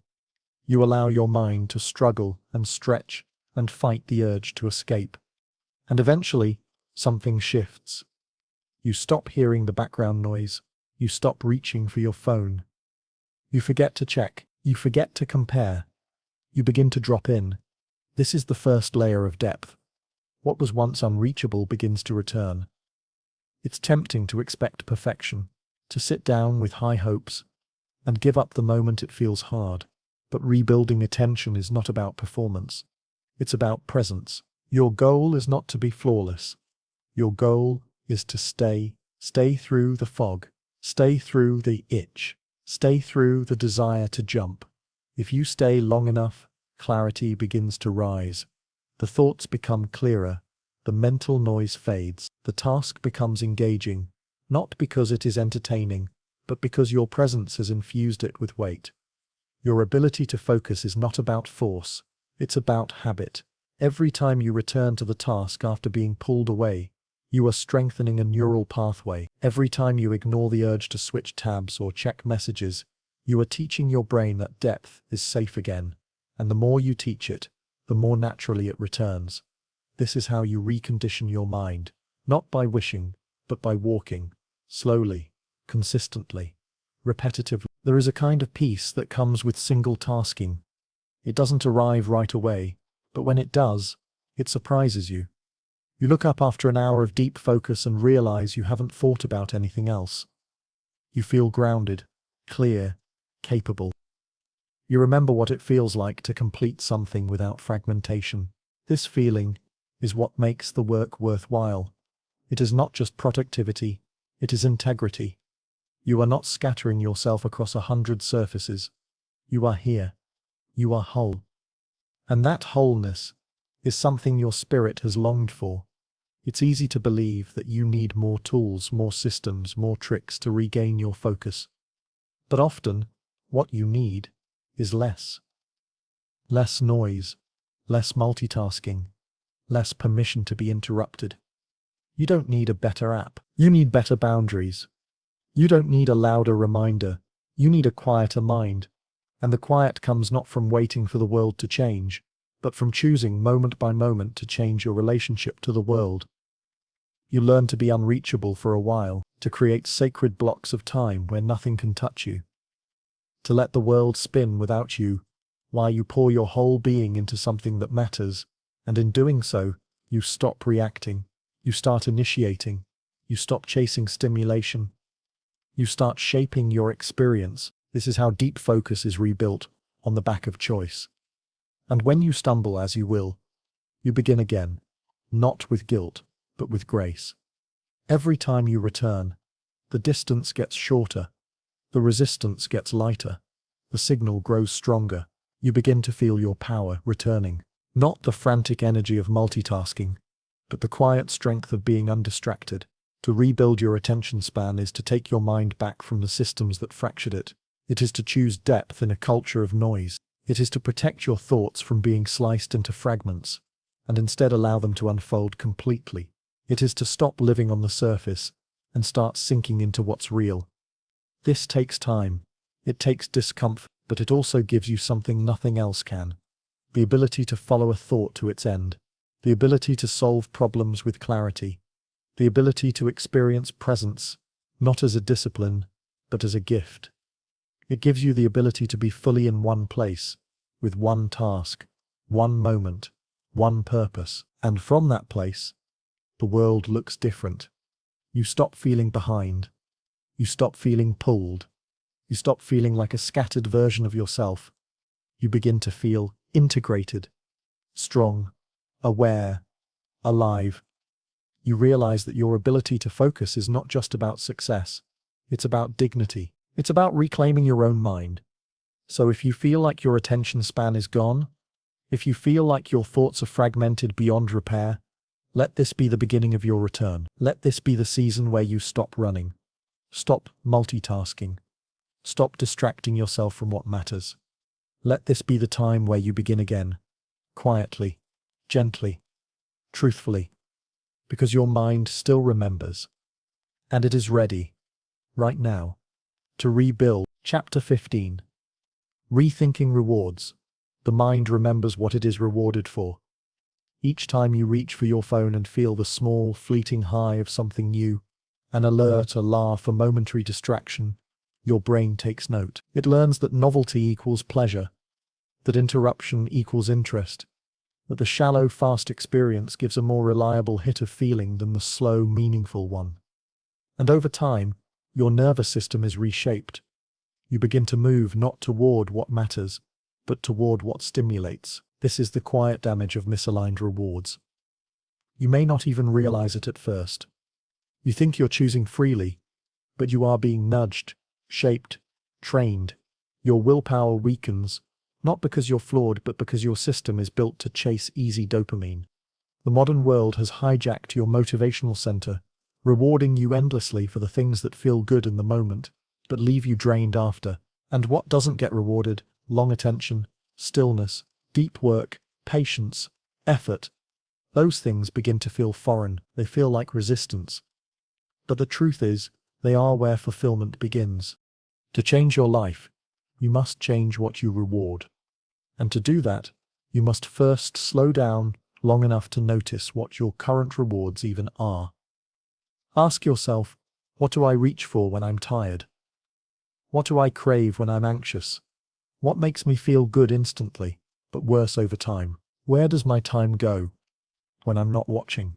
These questions are uncomfortable, but they're essential, because you cannot reshape your life without first uncovering what you've unconsciously been reinforcing. The brain is not moral. It does not care whether something is good or bad, only whether it is repeated, and what is repeated becomes reinforced. When you scroll endlessly through content you barely remember, your brain sees this as valuable, because it happened often. When you check your notifications every few minutes, your brain begins to expect novelty as a baseline state. It no longer sees reward in focus, because it has been trained to associate stillness with boredom, and boredom with threat. To reverse this pattern, you must start building a new reward system, one that is aligned with the life you actually want to live. And this means doing something deeply countercultural, finding joy in what requires effort. You begin by lowering the noise. You pause after completing something challenging. You notice the satisfaction that arises, not from external applause, but from internal coherence. You feel the quiet sense of integrity that comes when you follow through on what you said you would do. You start to find pleasure in discipline, in depth, in building something real. And little by little your brain begins to shift. This is how you rewire your brain for discipline, not through punishment, not through deprivation, but by retraining your reward system to respond to what actually nourishes you. The early stages are hard. Your mind will resist. It will protest the absence of the instant hit. It will tell you that you're missing out, that you're wasting time, that you're falling behind. But if you stay with the discomfort, if you keep showing up even when it feels like nothing is happening, something begins to change. You start to feel a different kind of satisfaction, a groundedness, a steadiness, a quiet strength. You realize that the pleasure of completing something deeply is greater than the pleasure of starting 10 things and finishing none. You feel the difference in your body when your day is guided by presence rather than reaction. You sleep more easily. You think more clearly. You stop chasing the next thing because you finally settled into the current thing. And then comes the real shift. The hard things start to feel good. Not because they're easy, but because they're aligned. You no longer dread the work that requires effort, because effort now feels purposeful. It no longer feels like punishment to delay gratification. It feels like wisdom. You begin to delay short-term hits in exchange for long-term clarity. You see beyond the next scroll, the next reply, the next ping. You see a future you are building with every decision to stay, every decision to focus, every decision to resist the shallow reward in favor of the deeper one. This is not about becoming a machine, it's about becoming fully human again, to feel what you feel, and still choose what is right over what is easy, to have access to endless distraction, and still choose presence, to live in a culture of consumption, and still choose creation. That is the mark of someone who has reclaimed their reward system. That is the mark of someone who no longer needs dopamine highs to feel whole. You begin to trust yourself again, to see progress, not as something to force, but as something that naturally follows the right habits. You stop obsessing over results and start obsessing over rhythm. You trade intensity for consistency. You stop burning out. You stop spinning. You start moving forward, not quickly, but sustainably. And you begin to feel joy again. Real joy. The kind that doesn't depend on what's next. The kind that comes from knowing you did what mattered, even if no one saw it, even if it didn't trend, even if it was quiet. The kind of joy that doesn't spike and crash but builds and lasts. That joy becomes your new fuel. That joy is the foundation of a focused life. So when the urges come, and they will, to chase the shortcut, to fall back into old loops, to trade effort for ease, remember what you're actually doing. You are not just resisting a habit. You are rewiring a system. You are returning your mind to its original intelligence. You are building a brain that can hold silence, can finish what it starts, can tolerate stillness without panic. You are shaping yourself into someone who responds rather than reacts. Someone who can look at the world and say, I don't need to chase what everyone else is chasing. I know what I'm building. And what you're building is not just a stronger mind, it's a better life. One choice at a time, one reward at a time. Let others chase the high. You'll choose the depth. Let others scroll. You'll stay. Let others burn out. You'll pace yourself. Let others wait for permission. You'll begin now. Because when you rethink what reward really means, when you redefine it in your own terms, you reclaim your power. You don't wait to be motivated. You become the kind of person who no longer needs to feel ready to do what matters. You just do it. Not because it's easy, because it's right. And in that decision, over and over again, you shape a life that can withstand distraction. Not because it avoids all temptation, but because it's rooted in something stronger, meaning. Chapter 16. The Power of Monotasking. There was a time when doing one thing at a time was not revolutionary. It was simply the way life worked. People worked with their hands and minds in tandem, moving steadily through a task until it was done. Conversations happened without screens between faces.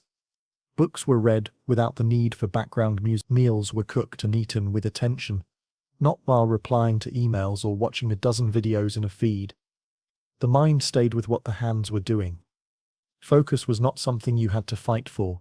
It was something you lived inside of. That time feels distant now, and for many, it feels completely out of reach. Today, the idea of doing just one thing feels almost unnatural. You wake up and immediately enter a flurry of tabs, notifications, updates, and pings. You answer emails while listening to podcasts. You respond to messages while halfway through a meal. You try to finish a report while watching a video in the corner of your screen, pausing every few minutes to check something else. You exist in fragments, constantly pulled from one thing to the next, rarely finishing anything with your full attention. You are multitasking, not because it works, but because it's what the world has trained you to do. But here's the truth that cuts through all the noise. Multitasking is a myth. Your brain cannot hold two cognitively demanding tasks at once. What it actually does is switch back and forth rapidly, constantly, and inefficiently. And every switch comes with a cost. A moment of lag, a loss of momentum, a breaking of flow. And eventually the compound interest of those interruptions leaves you tired, scattered, and unsatisfied. You think you're doing more, but you're actually achieving less. This is where monotasking returns, not as nostalgia, but as a necessity. Monotasking is not just about productivity, it's about restoration. It is about bringing your mind back into alignment with the way it was designed to work. When you do one thing at a time, you are not being slow. You are being intentional. You are giving yourself the chance to experience something deeply, rather than skim the surface of a dozen things and retain none of them. The benefits of monotasking go far beyond finishing your to-do list. Monotasking heals your nervous system. It slows your heart rate. It calms your breathing. It allows your thoughts to expand without interruption. It gives you back access to your own creativity, your problem solving, your presence. It allows you to actually absorb what you're doing, instead of just rushing to complete it. You begin to remember what it feels like to be inside your own body, inside your own mind, rather than pulled outside of yourself every few seconds. But monotasking, after years of split attention, takes practice. At first it feels difficult, even frustrating. Your brain will protest. It has grown used to the stimulation of switching. It has learned to associate constant motion with progress. So when you slow down, when you ask your mind to stay, it will resist. It will fidget.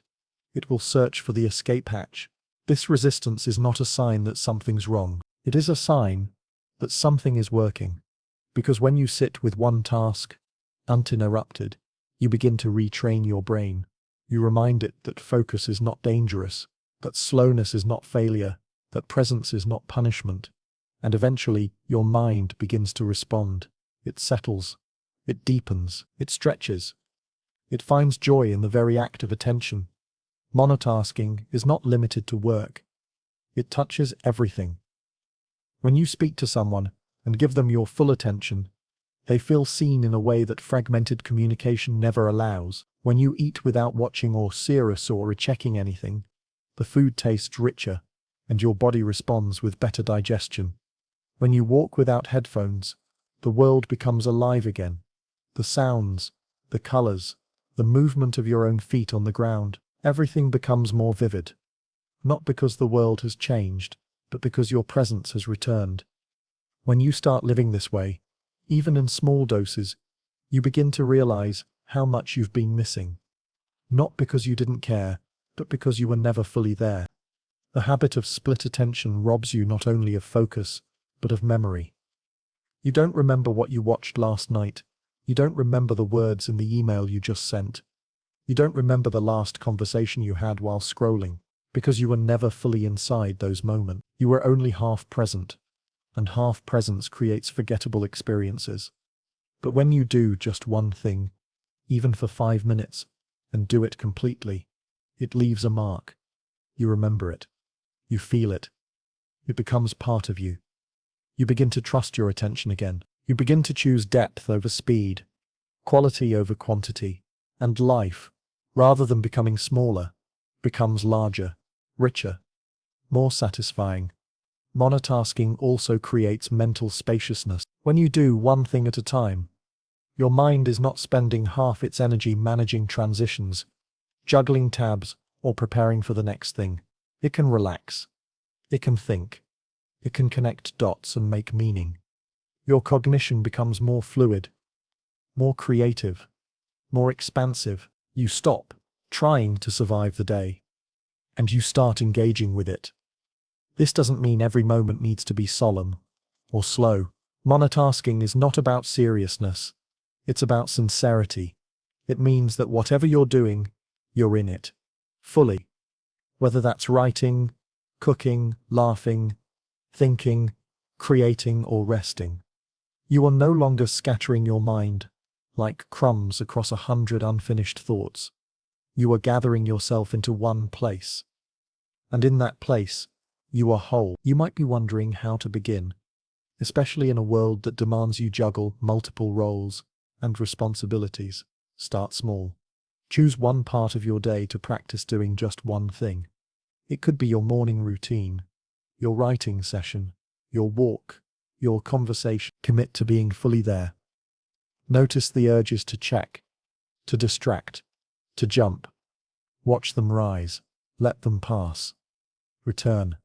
At first, your results might feel modest. A slightly clearer mind, a slightly deeper breath, a sense that you actually did something instead of just moved through it. But over time, these small shifts compound. You begin to feel less anxious, less scattered, less drained. Your work improves. Your relationships deepen. Your energy stabilizes. And the day, rather than feeling like a blur, begins to hold weight again. You may notice that your sense of time changes too. Hours no longer vanish. Minutes no longer evaporate. You stop wondering where the day went, because you were there the whole time. You inhabited it. You participated in it with your full self. This is not just about becoming more productive. It's about reclaiming ownership of your life. Fragmented attention leads to a fragmented self. Unified attention leads to a unified life. You don't need to do more. You need to do what matters, and do it with the kind of presence that transforms even the ordinary into something sacred. The world will still try to pull you away. The habits of distraction are deeply rooted. But every time you choose monotasking, you resist the lie that you must always be doing everything. You remind yourself that it is enough, more than enough, to be fully immersed in one thing at a time. And as you live this way, task by task, moment by moment, you begin to build something no amount of multitasking could ever offer. Peace, depth, fulfillment. You become the kind of person whose presence has weight, whose focus is rare, whose time feels full. Not because you did everything, but because you were fully in everything you did. That is the true power of monotasking, and it is available to you right now, in this very moment. All it requires is that you start. Chapter 17. Habits that heal your brain. You don't wake up one day with a foggy mind, restless thoughts, scattered energy, and constant cravings. These conditions build slowly, subtly, almost invisibly. They don't arrive all at once. They accumulate, moment by moment, habit by habit, click by click, shortcut by shortcut. And the longer they go unchecked, the more normal they begin to feel. You stop noticing the tension in your chest, the shallow breathing, the short attention span, the mental clutter. You adapt, you function. But under the surface, something is slipping. The mind becomes reactive instead of reflective. Your thoughts speed up, but your clarity disappears. You're not lost in thought. You're lost in reaction. And with time, your brain begins to fray. This unraveling of mental clarity doesn't happen because you're weak. It happens because your environment has been shaping you with precision. Most of what you do daily, what you reach for, how you wake up, what you put into your body, how you spend your idle time, none of it is neutral. Every action is a vote, not just for the life you want, but for the brain you will have. Every behavior is casting a signal. This is what matters. This is what I reinforce. This is what I repeat. And what is repeated, the brain begins to automate. That's the brilliance and the danger of neuroplasticity. Your brain is always learning, always rewiring, always adapting to your inputs, whether conscious or unconscious. If you feed it noise, it becomes noisy. If you feed it stimulation, it becomes restless. If you constantly interrupt it, it forgets how to sustain attention. But the reverse is also true. If you feed it stillness, it slows. If you honor silence, it deepens. If you repeat presence, it returns to clarity. You are not fixed. You are always being shaped, and you can choose to participate in that shaping. Healing the brain isn't about dramatic gestures. It's about steady, repeated signals that tell your nervous system, you are safe now. You can slow down. You can focus. You don't need to chase the next thing to feel okay. These signals are carried through habits, and the most powerful habits to rewire your brain are often the simplest. Begin with how you start your day. If your first input is a screen, a flood of notifications, or a dopamine surge from social media, you've already surrendered your focus before your feet hit the floor. But if your morning begins with breath, with light, with stillness, even 5 minutes of quiet before the noise, you're telling your brain that you are in control, that you choose how your attention is spent. Next, consider how often you allow boredom to teach you. The modern brain is terrified of boredom because it equates silence with discomfort. But boredom is not dangerous. It is fertile. It is the space where thought reconnects with itself. When you avoid filling every moment, your brain begins to stretch again. It starts finishing thoughts. It begins to generate ideas instead of just consuming them. The healing of the brain also happens through movement. Not intense, not competitive, but intentional. When you move your body gently and regularly, you don't just build strength, you release tension. You process stress. You return to rhythm, walking without distraction, stretching without rush, breathing without control. These are messages to your nervous system that say, we are not in danger. You can come home now.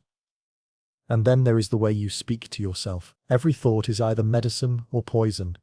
You don't need to be endlessly positive, but you must stop rehearsing powerlessness. If every inner sentence begins with I can't focus, or I'm addicted to distraction, or my brain doesn't work like it used to, you are reinforcing the exact neural pathways you want to undo.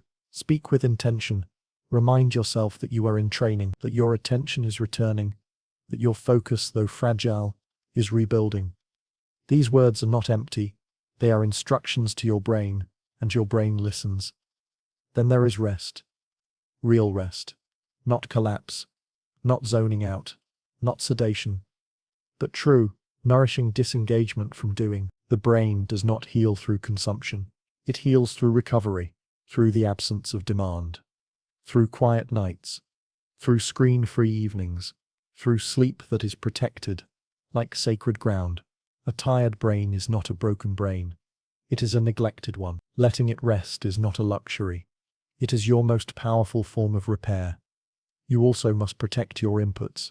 Every piece of content you consume, every sound you hear, every article you skim, every message you absorb, it all becomes part of your mental landscape. You would never plant a garden and pour toxins into the soil. Yet we do this to our minds daily without noticing. Be selective with what you watch, what you read, who you listen to. Not because you are fragile, but because your clarity is precious. And perhaps most importantly, choose slowness. Not always, not in every moment, but regularly enough that your nervous system remembers what it feels like to move without urgency. Urgency is useful in survival. But you are not surviving. You are living, and life, real life, does not rush. It flows. The brain does not thrive under constant pressure. It blooms under consistency, not intensity. It grows not in chaos, but in rhythm. These habits are not difficult because they require great strength. They are difficult because they require consistency. Anyone can take a day off their phone. Anyone can journal once, meditate once, walk once without their device. But healing is not about isolated effort. It is about sustained intention. It is about choosing the signal you want to strengthen again and again until it becomes your new baseline. You will not notice the change on day 1, maybe not even on day 10. But keep going, and then, one day, something will surprise you. The morning will feel more open. Your mind will feel less crowded. Your cravings for stimulation will quiet. Your thoughts will slow enough for you to hear them again. That is not a miracle. That is evidence. Evidence that your efforts are working, that your mind is healing, that the habits you've practiced have begun to shape the brain you've been longing to live inside. And in that moment, you'll realize that healing is not a destination. It is a way of being. A set of choices made, not once, but daily. You'll stop waiting to feel fixed and start trusting the process. You'll stop punishing yourself for slipping and start recommitting without shame. You'll begin to see your habits not as chores, but as lifelines, as the architecture of the mind you'll build. And over time, those habits become more than routines. They become your identity.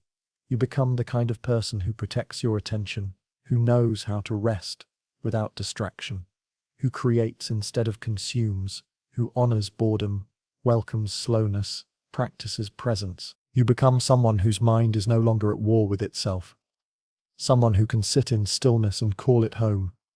This is what it means to heal the brain. Not just to reduce symptoms, but to recover your full humanity, to stop living as a machine of reaction and return to being a person of intention, to stop being pulled and start choosing, to move not faster but deeper, not louder but clearer. It begins with one habit, and then another, and then a lifetime of small decisions that shape something sacred.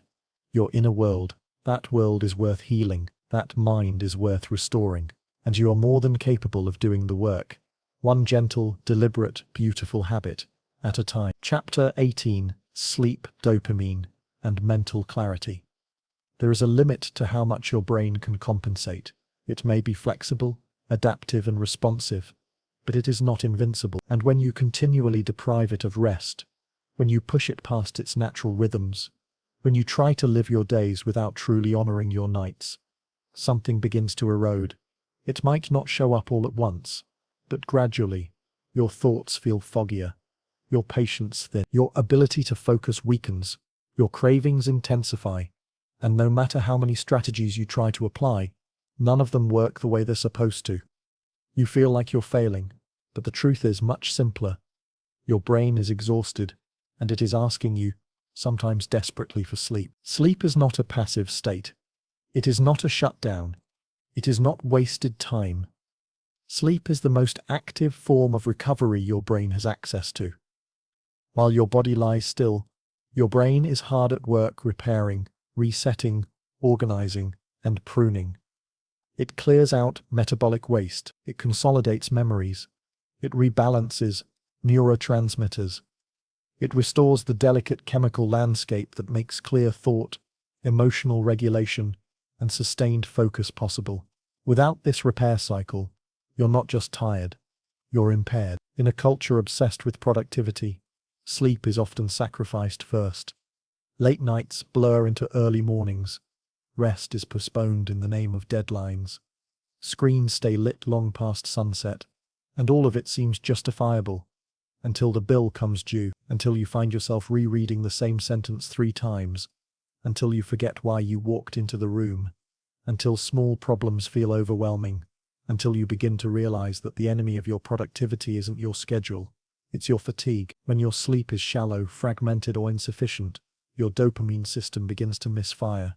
You become more sensitive to temptation, more reactive to stress, more reliant on external stimulation to feel okay. You lose the ability to delay gratification. You struggle to stay engaged. Your brain, trying to function without rest, demands easier rewards. This is why poor sleep is one of the most reliable predictors of poor impulse control. You're not just tired, you're chemically unbalanced. That is why sleep must become a foundational pillar in your dopamine detox, because without it, all other efforts collapse under the weight of exhaustion. You can remove distractions, build better habits, and pursue deep work, but if your brain isn't being reset every night, you're playing the game on hard mode. If you want mental clarity, emotional stability, and lasting focus, then sleep is not optional. It is essential. This isn't about getting more hours in bed. It's about getting better quality rest. True rest doesn't begin when your head hits the pillow. It begins long before, with how you wind down your day, with how you disengage from stimulation, with how you prepare your nervous system to let go. And this preparation is as much a mental practice as it is a physical one. If your mind is still racing, scrolling, reacting to a dozen inputs before bed, it will not simply shut off because the lights are out. Your evening is your signal to your brain that it is safe to slow down, that nothing urgent is required of it, that stillness is not a threat. The way you transition from activity to rest teaches your mind how to move between states, and when this transition is honored, sleep becomes deeper, more efficient, more healing. Start by protecting the final hour of your day, not with rigidity, but with reverence. Dim the lights. Reduce screen exposure. Let the pace of your thoughts begin to match the pace of your body. Slower, softer, less driven. Speak gently. Move gently. Create rituals that soothe rather than stimulate. You don't need to do everything perfectly. You only need to do it consistently. And then, trust the process. Even if you don't fall asleep instantly, even if your mind resists, even if the urge to check your phone is loud, stay in the quiet. The brain cannot reset in chaos. It resets in rhythm. And when you give it that rhythm enough, nights in a row, something incredible begins to happen. Your mornings feel lighter, your mind becomes clearer, your mood becomes steadier, your cravings become quieter, and most importantly, your ability to focus deepens. Sleep becomes not just rest, but a form of training. It is during sleep that your brain learns from what you did during the day. It reinforces new behaviors. It strengthens new neural pathways. If you are trying to build a new habit, to let go of an old loop, to change the direction of your life, then skipping sleep is like skipping practice. You are asking your brain to improve without giving it the recovery it needs. This is especially important if you've been living in a state of overstimulation. The process of detoxing from constant input is demanding, your nervous system is adjusting, your chemistry is recalibrating. This kind of shift requires more rest, not less. It is in your deepest sleep cycles that dopamine receptors begin to regulate, that sensitivity is restored, that balance is regained. Without sleep, you may remove distractions, but you will still feel the internal chaos. The irony is that so many people are exhausted but cannot sleep well, precisely because their sleep hygiene has been compromised by the same forces that disrupt their focus. Blue light late at night, constant input until the last second, lack of physical movement during the day, irregular sleep times, all of these chip away at the depth and quality of rest. And the more sleep suffers, the more the brain clings to surface-level stimulation during the day, creating a loop that is hard to break. But it can be broken, slowly, with intention, with gentle shifts in how you approach the sacred hours of rest. And when it does break, when your body finally remembers how to rest fully, the benefits spill into every other area of life. You become more resilient. Tasks that once felt overwhelming become manageable. You stop needing caffeine just to function. You begin to notice your thoughts instead of being buried beneath them. You feel less reactive, more centered, more capable of responding instead of spiraling. You begin to trust your energy again. There is no system, no supplement, no strategy that can replace what a good night's sleep provides. It is the original detox, the built-in repair system, the reset button your body gives you every night. And when you honor it, it honors you in return. So if you're struggling to concentrate, create, to stick with your goals, consider that the solution may not be found in doing more. It may be found in doing less, in turning off the noise, in stepping away, in sleeping deeply. Because often the clearest way to improve focus with better sleep is to finally treat rest, not as the thing you get to when everything else is done, but as the thing that makes everything else possible.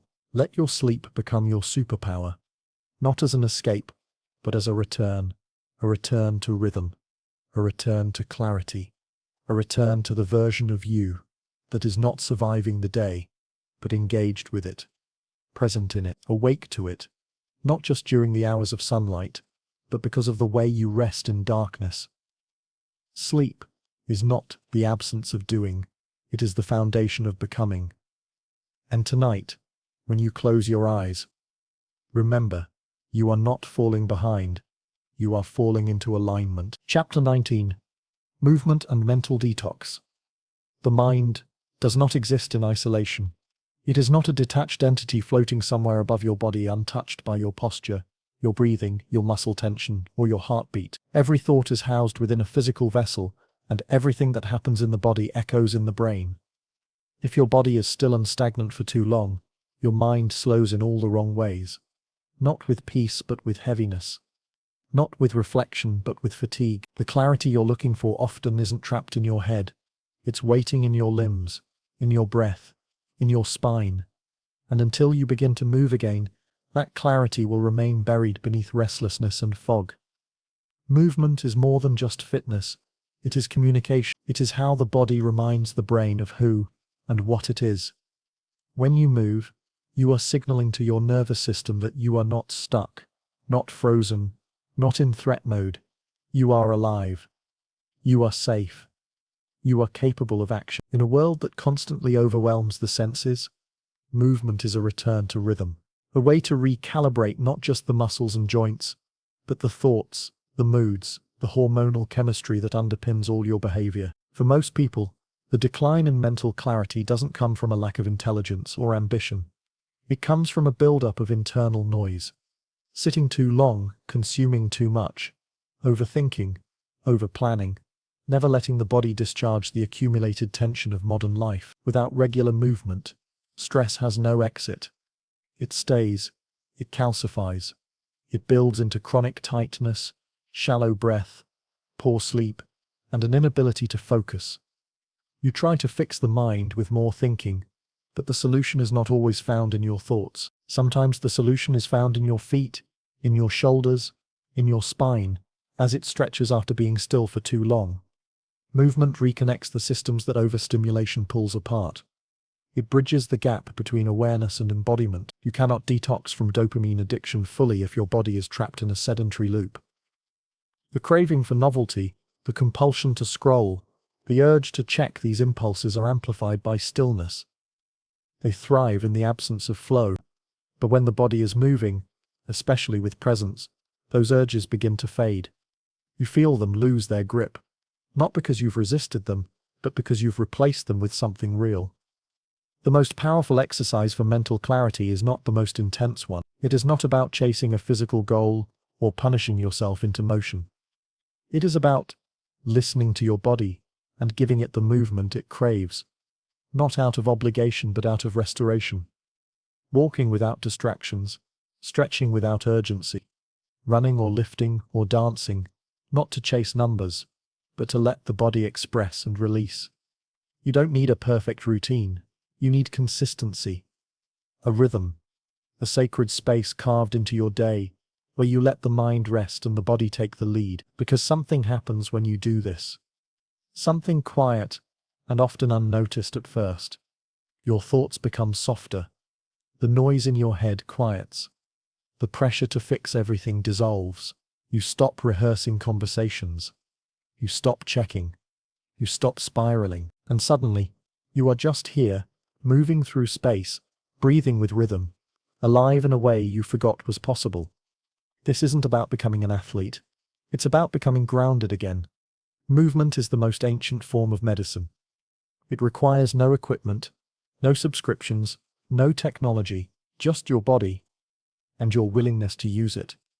When you move with attention, you activate neural circuits that improve not only your focus, but your mood.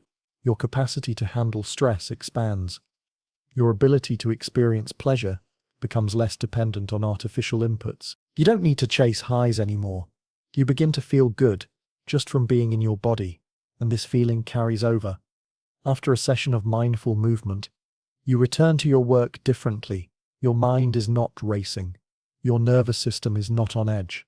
You feel more available to the moment, more capable of entering deep work, more emotionally stable. The clarity you were chasing through content, through caffeine, through endless stimulation, it was always here, on the other side of movement. But it doesn't happen all at once, especially if you've been disconnected from your body for a long time. The return may feel awkward. You may notice stiffness, tension, frustration. You may be tempted to compare yourself to others, to expect instant transformation. But that comparison is a distraction. This isn't about performance, it's about permission. Giving yourself permission to move without judgment, without goals, without needing to turn everything into achievement. Let your movement be slow. Let it be intuitive.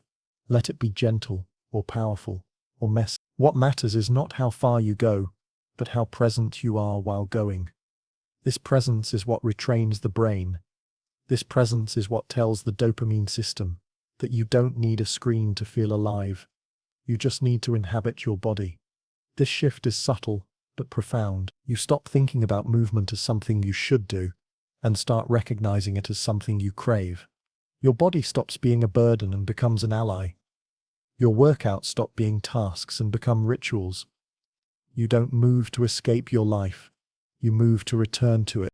The more you move, the more you begin to trust your instincts again. Your energy levels stabilize. Your sleep deepens. Your thoughts become more organized.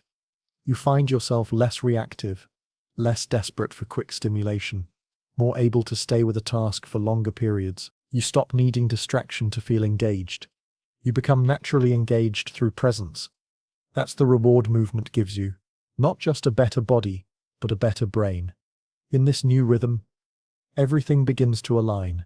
You start your mornings with clarity, because your sleep is better. Your sleep is better, because your body is moving. Your stress doesn't build into explosions because your nervous system is being regulated daily. Your cravings lose power because your dopamine system is no longer flooded. It's balanced. This is the slow, quiet miracle of daily movement. It creates conditions for your mind to heal. So if you feel stuck in your head, trapped in loops of overthinking, overwhelmed by input, and unable to focus, don't look for another app, another tip, another hack. Stand up, step outside, move, breathe, begin again. Not with pressure, but with patience. Let your body lead. Let it carry you back to the mind you've been missing, the one that is not always racing, not always reacting, but simply here, clear, calm, awake. And in that place, you begin to remember something sacred. You are not a brain trapped in a body. You are a body alive with thought. And when you move with presence, you reclaim both. Chapter 20: Nutrition for Focus and Mood Stability. Your brain, for all its brilliance, is still a biological organ. It is made of cells, fueled by blood, powered by chemical reactions. And like every other part of your body, its function is deeply tied to what you put inside it. We often talk about mindset, motivation, productivity, but beneath all of that lies a more basic truth. Your brain cannot focus clearly or feel balanced if it is being poorly fed. No amount of willpower can override a starving mind. Nutrition is not just about physical health. It is about mental stability, emotional regulation, and cognitive sharpness. Every bite you take is information. It sends a message. It shapes the environment your brain must operate in. And while the effects may not be instant, they are cumulative and profound. The brain doesn't run on abstract ideas. It runs on nutrients, on glucose, amino acids, fatty acids, minerals, vitamins. It needs these raw materials to build neurotransmitters, repair neural tissue, fuel energy production, and maintain balance in the delicate dance of dopamine, serotonin, and cortisol. When your diet is dominated by processed foods, excess sugar, or nutrient-deficient calories, your mental systems begin to falter. Your focus weakens. Your mood becomes erratic. You struggle with sleep. You become more susceptible to distraction, not because you're weak, but because your brain is starved of what it actually needs to function well. And in that state, of course, you crave stimulation. Of course, you reach for dopamine hits, because you're depleted, because your internal systems are searching for any way to feel okay again. This is why a true dopamine detox must include a re-evaluation of how you fuel your body, not through obsession or restriction, not through fad diets or shame, but through the gentle, patient process of returning to real nourishment, of honoring your body and brain with food that sustains, stabilizes, and supports. This doesn't mean you need to eat perfectly. It means you begin to notice, to pay attention to what leaves you energized versus what leaves you crashing, to listen to how your body responds, to choose, not out of fear, but out of self-respect. Start with consistency. Your brain thrives on rhythm, and one of the most basic rhythms is regular meals. When you skip meals, binge later, or live on caffeine and convenient snacks, your blood sugar swings wildly. And with it, your focus and mood do too. Irritability, brain fog, anxiety, and a constant urge to check your phone. These are not always personality flaws. Sometimes they are signs of a brain being yanked around by unstable fuel sources. When you eat in balance, protein, healthy fats, complex carbs, you create steadiness. You tell your body, there is no crisis. You tell your brain, you can relax. You begin to stabilize the foundation upon which every higher function rests. Focus doesn't require force, it requires fuel. And then there's the matter of specific nutrients. Omega-3 fatty acids, for example, are vital for brain health. They help maintain the fluidity of cell membranes, support anti-inflammatory processes in the brain, and are essential for mood stability. When your diet lacks them, everything feels a little tighter, a little more reactive. Add in healthy sources, fatty fish, flaxseed, walnuts, and you begin to notice a softness return, a subtle peace beneath the thoughts. B vitamins, too, are essential for energy production and the synthesis of neurotransmitters. Magnesium helps regulate the nervous system, calms the stress response, and supports sleep. Zinc plays a role in cognitive function. Amino acids are the building blocks of dopamine and serotonin. These are not fringe details. They are the scaffolding your mental health is built on. And yet, most modern diets are deficient in exactly these areas. Fast food, processed snacks, refined sugars. They fill the stomach, but starve the brain. You may not feel it immediately, but over weeks and months, your system begins to sputter. You lose resilience. You lose energy. You become more vulnerable to burnout. Not because you're broken, but because you're undernourished. Rebuilding begins, not with a dramatic overhaul, but with simple upgrades. Swap one processed snack for something whole. Add greens to your lunch. Drink more water. Cook one more meal at home each week. These choices seem small, but they send a powerful message to your body. I am paying attention. I am caring for you. I am no longer feeding you like a machine. I am feeding you like someone who matters. The more you do this, the more you begin to feel the difference. Not just in your body, but in your mind. You wake up more alert. You stop crashing mid-morning. You find yourself more stable emotionally. You stop craving junk. Not because you're forcing yourself to resist, but because your system isn't desperate anymore. You're nourished. You're calm. You can think clearly again, and thinking clearly is not just about solving problems or doing deep work. It's about feeling at home in your own mind. It's about having space between your thoughts. It's about being able to sit quietly without being flooded by urgency. Nutrition is not a hack. It is a return to baseline. It gives you back the raw materials needed to be who you actually are beneath the fog.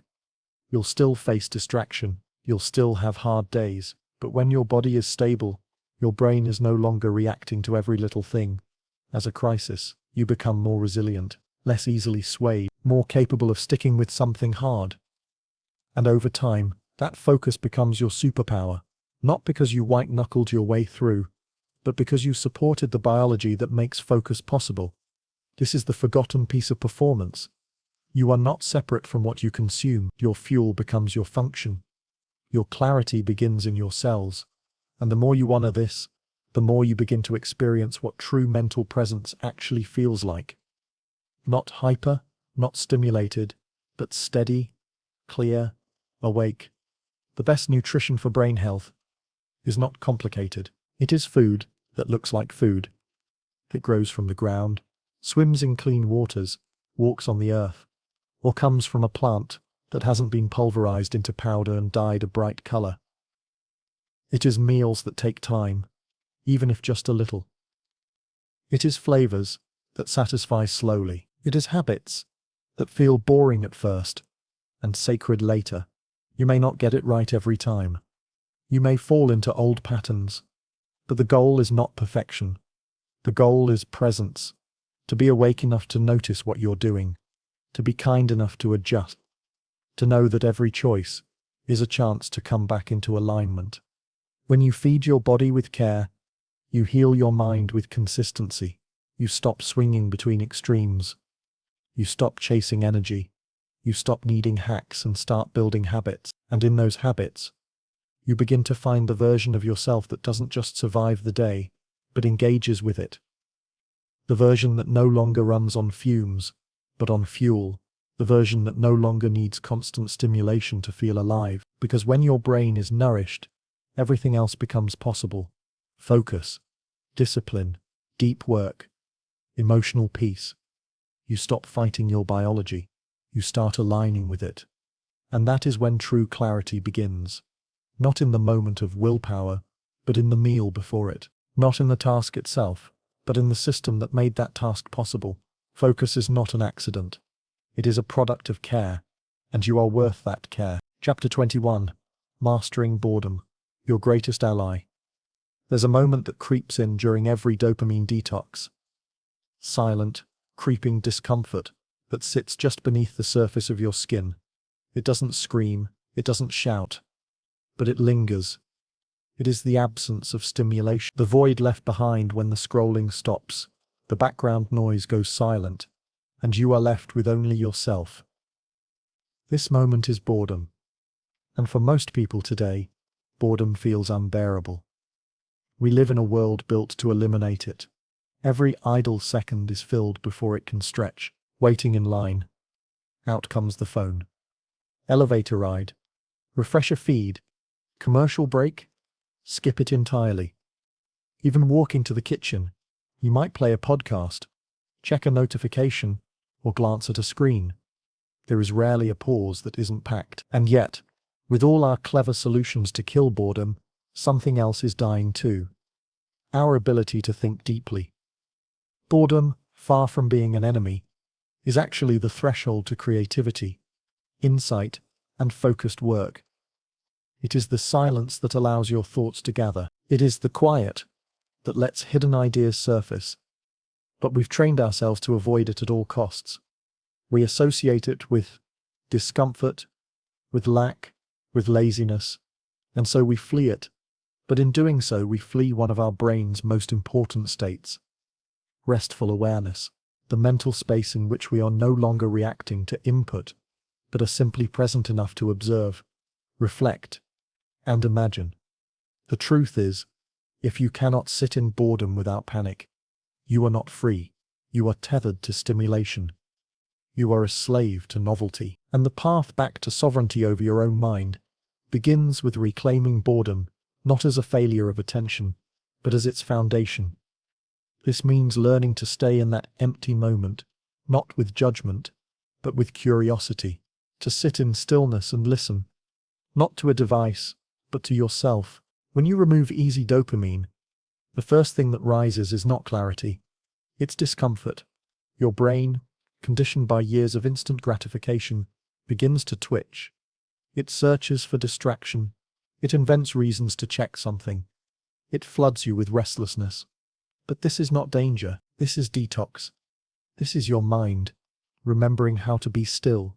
And if you can resist the impulse to escape it, if you can stay inside that stillness, something profound begins to happen. You begin to notice your own thoughts, not just the ones that shout, but the ones that whisper. You begin to observe your own patterns. How quickly you reach for something when you feel uncertain. How often you interrupt your own thinking. How deeply addicted you are to being entertained. And in that observation, awareness begins. You are no longer just reacting. You are witnessing, and with that witnessing comes choice. You begin to choose how you respond to boredom, rather than reflexively trying to kill it. You let it expand. You let the silence stretch. And inside that stretching is space. Space to remember. Space to create. Space to be. This space is where your most important work lives. It is where deep focus is born. It is where creativity gestates. It is where intuition speaks. But you cannot reach it if you're constantly injecting stimulation the moment discomfort arises. You must earn it, and the currency is your willingness to sit in the quiet. The reason most people never do their best work is not because they lack skill or time. It's because they never stay in that space long enough for depth to emerge. They bail at the first sign of friction. They escape to something easier. So their attention remains shallow. Their insights stay surface level. Their ideas never evolve beyond the obvious. They are stuck in the kiddie pool of consciousness, never diving into the deep end where real transformation happens. To embrace boredom for productivity is to understand that the real breakthroughs happen on the other side of silence. that the mind, when left to its own devices, will eventually do something remarkable. It will begin to connect dots. It will begin to wander. Yes, but then it will begin to land, to settle, to stretch. And in that stretching, you find yourself thinking in ways you didn't know you were capable of. You begin to synthesize. You begin to create. But none of this is available if you cannot be still. And being still is a practice, not a punishment, a practice that requires courage, not because silence is dangerous, but because it's unfamiliar. We are not used to being alone with our thoughts. We are not used to allowing our minds to idle, but idle is not broken. Idle is preparation. The engine idles before it moves. The mind idles before it focuses. Think of boredom as the soil. Nothing grows in a field that is always being trampled. The constant consumption of stimulation flattens the mental landscape. It leaves no space for seeds to take root. But when you allow for boredom, when you stop running from it, you till the soil, you make space. And in that space, something begins to grow. Sometimes, it's uncomfortable emotions. That's okay. They were always there. Boredom didn't create them. It revealed them. Other times, it's sudden insight, or a forgotten memory, or an unexpected surge of energy. That too was waiting beneath the noise. You just hadn't been quiet enough to notice. Over time, your tolerance for boredom increases. What once felt unbearable becomes a familiar friend. You no longer panic when things feel empty. You no longer grasp for noise the moment silence arrives. You begin to appreciate the contours of your own mind. You begin to trust the unfolding, and with that trust comes power. The power to stay with a task, even when it gets tedious. The power to wait for real ideas rather than rushing to produce something shallow. The power to choose the long game over the quick hit. The power to say no to distraction because you've tasted what's on the other side of it. And it's better. It's fuller. It's deeper. This is what mastering boredom looks like. Not a stoic suffering through quiet, but a grounded presence that no longer fears the absence of noise. A mind that has been trained to wait, to watch, to work in silence. It's in this space that your most meaningful focus is born. Because real focus is not just about attention. It's about intention. And intention requires room to breathe. Boredom is that room. It is the open field where your thoughts can roam without fences. It is the quiet chamber where ideas echo. It is the moment before the melody, the pause before the insight. In this age, boredom is revolutionary. To sit and do nothing, not as laziness but as training, is a bold act of defiance. It's a reclaiming of the mind, a reminder that you are not just a consumer of content, you are a creator of thought. So let the boredom rise. Let the silence linger. Don't run. Don't reach. Just breathe. Just notice. Just stay. And watch what begins to unfold when you do. Because boredom, mastered, is not emptiness.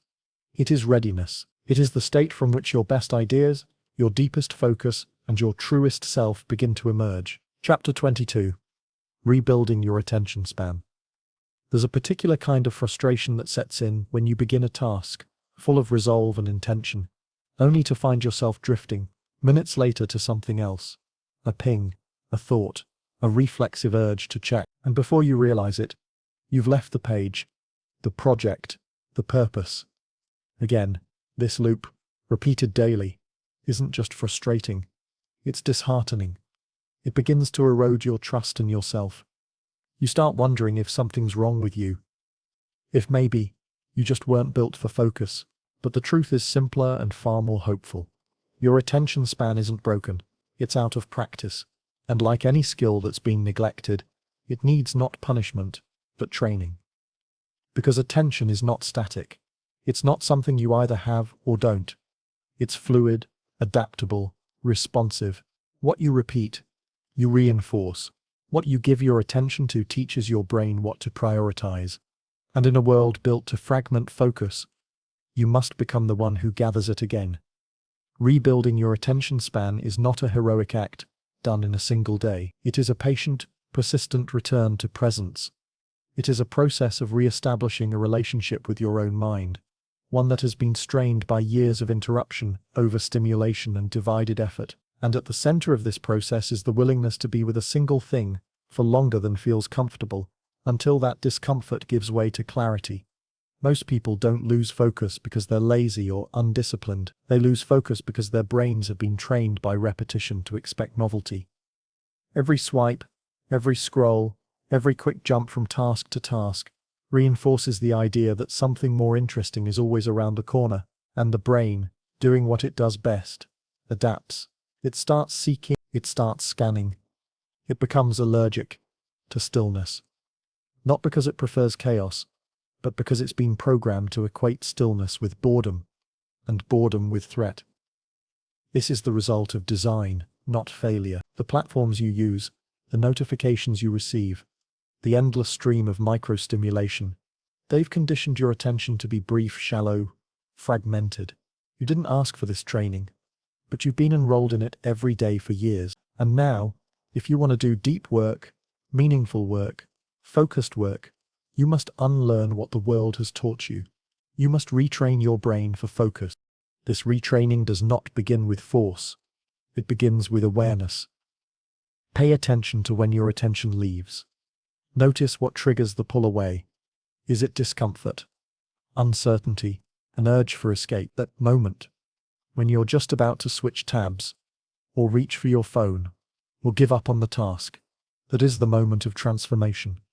Not if you resist it with brute strength, but if you pause, if you breathe, if you stay just a little longer than you normally would. That little longer is where the rebuilding happens. Each time you delay the urge to flee, you strengthen the muscle of attention.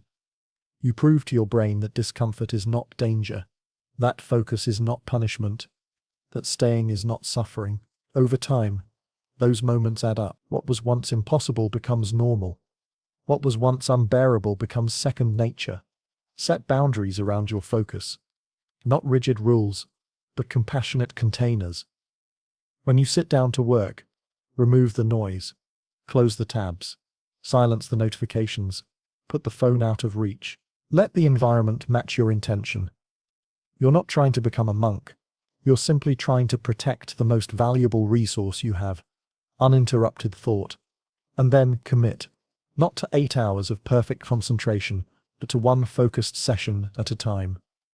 Use a timer if you must. Begin with short intervals. 15 minutes, 20, whatever feels doable. And during that time, do only one thing. Not because multitasking is evil, but because it divides your power. When your attention is scattered, your energy follows. When your attention is singular, your energy sharpens.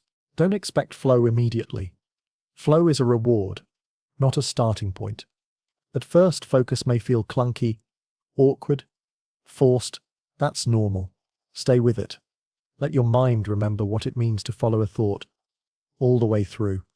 Let it learn the beauty of depth over speed. Let it reacquaint itself with silence, with friction, with effort. These are not enemies of progress. They are the gateway to mastery. Track your wins. Not in a spreadsheet, but in your awareness. Notice when you stay longer than usual. Celebrate when you catch yourself before drifting. These are small victories. Yes, but they are signs that the system is working, that your attention is returning, that your brain is healing. And perhaps most importantly, forgive yourself for slipping. This is not about perfection. It's about pattern. The pattern of choosing to return again and again. The habit of recommitting. Each time you come back to the task, each time you begin again, you are reinforcing the neural pathways that make sustained focus possible. You are telling your brain, this matters. This is who I am becoming. You'll begin to notice other things too. Your patience grows. Your thoughts feel less frantic. You stop needing to escape so often. You become more comfortable with stillness, with single tasking, with being exactly where you are. This comfort, born of repetition, becomes your new baseline. And from this baseline, something beautiful emerges. Spaciousness. The space to think. The space to feel, the space to create without urgency. You stop racing through your tasks and start immersing in them. You stop jumping from window to window and start sinking into the work. And in that sinking, your true intelligence is revealed, not the scattered brilliance of half-finished ideas, but the quiet, steady glow of deep cognition. You begin to think in paragraphs, not tweets, in chapters, not headlines, in whole thoughts, not fragments. This is the gift of rebuilt attention. It's not just about productivity, it's about presence. It's about experiencing your own mind fully, without distraction. It's about finally feeling at home in your own head. Rebuilding your attention span won't happen overnight. There will be days when the fog returns, when you reach for stimulation out of habit, when you lose the thread. But those days don't erase your progress. They are part of it. What matters is that you return, that you choose to begin again with gentleness and grit, that you remember every act of focus is an act of rebellion in a world built for distraction, and that rebellion changes you. It rewires you. It brings you back to yourself. Not just the self who gets things done, but the self who thinks deeply, who feels fully, who creates with intention. You are not broken. You are simply unpracticed. And every time you choose to stay with a task, to sit in silence, to see something through, you are practicing the art of attention. You are reclaiming the most sacred part of yourself, your presence. So begin. Not perfectly, not urgently, but consistently. One session at a time, one breath at a time, one return at a time. Your mind is not gone. It is waiting. Chapter 23. Handling emotional withdrawal from stimulation. At first, the silence feels unfamiliar, almost eerie, when the usual noises are removed, when the stream of input is cut off, when the hand doesn't reach for the phone out of reflex. What remains is not immediate peace, but discomfort. There is a restlessness that rises in the absence of stimulation. The brain begins to whisper its doubts, the body starts to fidget, and the heart, long buried under layers of distraction, begins to speak with an honesty that can be hard to hear. This is the emotional withdrawal that surfaces during any real dopamine detox, not in the form of physical pain, but in emotional turbulence, irritability, sadness, anxiety, a low hum of dissatisfaction that seems to follow you like a shadow. It's easy to assume something is wrong, that the detox isn't working, that you're getting worse. But this, in fact, is one of the clearest signs that it's working, because you are finally feeling what the distractions were keeping at bay. For so long, we've used stimulation to self-soothe, not necessarily because we lack willpower, but because the emotions just beneath the surface felt too overwhelming to face. Loneliness, boredom, grief, dissatisfaction. Each swipe, each scroll, each click was not just about entertainment. It was about escape, about finding something that would pull us away from ourselves long enough to forget what we didn't want to feel. But when you remove the stimulation, there's nothing left to hide behind.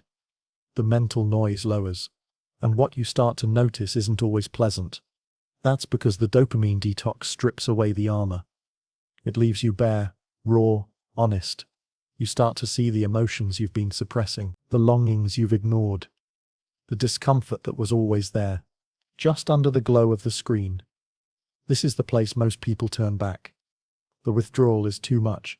The silence feels too heavy, and so they retreat to social media, to gaming, to endless tabs open, and half-watched videos, to anything that brings the dopamine back up. Because even if the stimulation is shallow, at least it's predictable, at least it's familiar.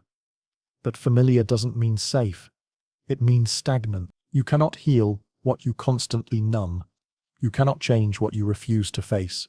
Emotional withdrawal is not a sign of failure. It is the doorway to freedom. It is your body and mind reacclimating to reality, learning how to regulate, feel, and respond without artificial spikes. But make no mistake, this process is not easy. You may feel more sensitive, more exposed. You may find yourself crying for no reason, snapping at loved ones, sinking into old insecurities. That's okay. These are not regressions. They are releases. They are emotions you've carried in your nervous system for years, finally rising because they are no longer being drowned in digital noise. During this phase, self-compassion is not optional. It is essential. Your job is not to fight what arises. It is to hold space for it, to breathe through it, to remind yourself, this is what healing looks like. Messy, uncomfortable, deeply human. You don't need to fix the emotion. You don't need to analyze it to death. You only need to feel it, fully and without distraction, until it passes, because it will pass. Every emotion, like a wave, rises and falls. Your job is not to control the ocean. It's to learn how to float. There will be moments when the urge to check something, to watch something, to escape into another world will feel overwhelming. You might tell yourself it's harmless. Just 5 minutes. Just one scroll. But pause. Breathe. Ask yourself, what am I actually avoiding? What emotion am I not willing to feel right now? Often, just asking that question can shift your relationship to the discomfort. It becomes less of an enemy and more of a message. The withdrawal also reveals dependencies you didn't realize you had. Maybe it's not just the phone, but the constant need for validation. Maybe it's not just Netflix, but the background noise you use to avoid your own thoughts. These realizations can be painful, but they are also powerful. Because once you see the pattern, you can change it. Once you recognize the crutch, you can begin to walk without it. It helps to have anchors during this time. Movement, journaling, walks in silence. These are not distractions. They are containers. They give the emotion somewhere to go. The body is a processing system. It needs movement to metabolize feelings. It needs stillness to recognize them. So give yourself both. Don't just sit in suffering. Move through it. Let your nervous system know. We are safe, even when it's hard. Sleep becomes more important than ever. Your brain is rewiring. Your chemistry is balancing, and rest is what allows those changes to take root. You may find yourself more tired. That's normal. You're not just detoxing from content, you're detoxing from adrenaline, from overdrive, from constant cognitive stimulation. Let the fatigue come. Don't fight it. Rest is not weakness. It is integration. And know that while this phase may be uncomfortable, it is temporary. The fog will lift. The emotions will settle. The sensitivity will become strength. You are not becoming more fragile. You are becoming more aware, more attuned, more alive. The mind, once it remembers how to sit with itself, becomes less reactive. The need to run, to reach, to distract, diminishes. You begin to reclaim your emotional landscape. You begin to trust that you can feel deeply without falling apart. You begin to understand that resilience is not about numbing pain. It's about making space for it and choosing presence anyway. As the days pass, something else begins to return. Joy. Not the synthetic dopamine-spiked kind that comes from chasing likes or watching a show, but a quieter joy. The joy that comes from watching the sky without needing to capture it. The joy that comes from finishing a task with full attention. A joy that emerges not from what you consume, but from what you create, from who you become. You'll start to feel proud, not just of what you're accomplishing, but of how you're living. You're no longer reacting, you're responding. You're no longer numbing, you're noticing, and that noticing becomes your superpower. You may even begin to look back at those first few days of withdrawal and feel a strange kind of gratitude because they taught you something you couldn't learn any other way. That beneath the noise, the urges, the discomfort, there was a steady, grounded version of you waiting to be remembered. A version that could handle discomfort without fleeing. A version that could face the truth of their emotions and still move forward. A version that didn't need to hide anymore. Dopamine detox. Side effects can feel intense, but they are not dangerous. They are the signs of life returning. They are the symptoms of recalibration. They are the price you pay for clarity. And it is always worth it, because what you get in return is more than focus, more than productivity. You get yourself, your real self, unfiltered, undistracted, awake. So if you are in the middle of the discomfort, keep going. If your thoughts are louder than usual, stay present. If you're tempted to run, pause and breathe. This isn't a breakdown, it's a breakthrough. The old patterns are fading. The new ones are forming. You are not regressing. You are rising. This is what growth feels like. Not always clean, not always comfortable, but real. And when you emerge on the other side, when your thoughts quiet, when your heart steadies, when your mind stops chasing shadows, you'll know it was worth it. Because now, your clarity isn't fragile. It's forged. Your peace isn't circumstantial. It's chosen. And your attention is no longer scattered by design. It is gathered, held, directed. You have learned how to feel again without running, how to focus again without forcing, and most of all, how to be again, fully, freely, deeply. Chapter 24: Designing a Focus-Friendly Environment. Focus does not emerge in a vacuum. It grows in the spaces we create around us. The corners of our rooms, the shape of our daily routines, the quality of light at our desks, the noise that surrounds or supports us. While it is true that attention is cultivated internally, it is equally true that environment is the stage on which focus plays out. You can have the strongest intention, the clearest goal, the deepest purpose. But if the world around you is chaotic, cluttered or constantly interrupting your flow, your ability to dive into deep work will always be under attack. Most people assume that focus is a matter of self-discipline alone. But that is only half the story. The other half lives in your surroundings. The cues, triggers, distractions, and rhythms that define the physical and digital spaces you inhabit. All of these shape your ability to stay with a thought, to complete a task, to enter into that rare state of true immersion. Your environment whispers to your nervous system every second of the day, quietly deciding whether you will be calm or anxious, engaged or scattered. So to cultivate focus, to rebuild your capacity for sustained effort, you must look not only within, but around. You must become intentional with your environment, not as an aesthetic exercise but as an act of psychological design. Because when your space supports your goals, you are no longer working against gravity. You are working with. You are allowing the outer world to reinforce the inner state you seek to maintain. The first step in designing an environment for deep work is subtraction.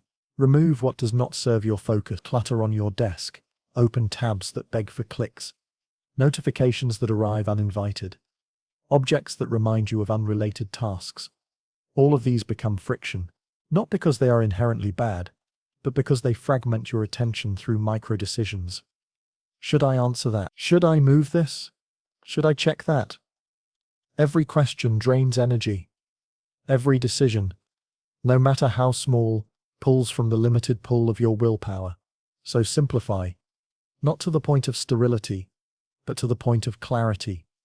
Let your workspace reflect your intention. If you are writing, let it be a space for language. If you are thinking, let it be a space for quiet. This doesn't mean perfection. It means alignment. When you sit down, your environment should say one thing to your brain: you are here to focus, and nothing else matters right now. Next, consider light. Natural light, where possible, anchors your circadian rhythm and improves your mood. Harsh artificial light, on the other hand, can fatigue the mind before the body even notices. If you work late, consider warmer lighting in the evenings, something that signals to your brain that the day is winding down, not ramping up. The quality of light you allow into your space is not trivial. It shapes your energy, your posture, your sense of time. Then there is sound. Some minds crave silence. Others thrive on ambient noise or gentle music. What matters is not finding the perfect soundscape, but being intentional. Don't default to whatever noise the world provides. Choose an auditory environment that fades into the background, that doesn't demand your attention but gently supports it. Sometimes this might mean noise-cancelling headphones. Sometimes it means nature sounds or soft instrumentals. Let the sound be a foundation, not a distraction. Temperature, too, affects focus. A room that's too warm can lull the mind into drowsiness. A room that's too cold can trigger tension and restlessness. The ideal range is often narrower than we think. Small adjustments, a fan, a blanket, an open window can have outsized effects on your cognitive stamina.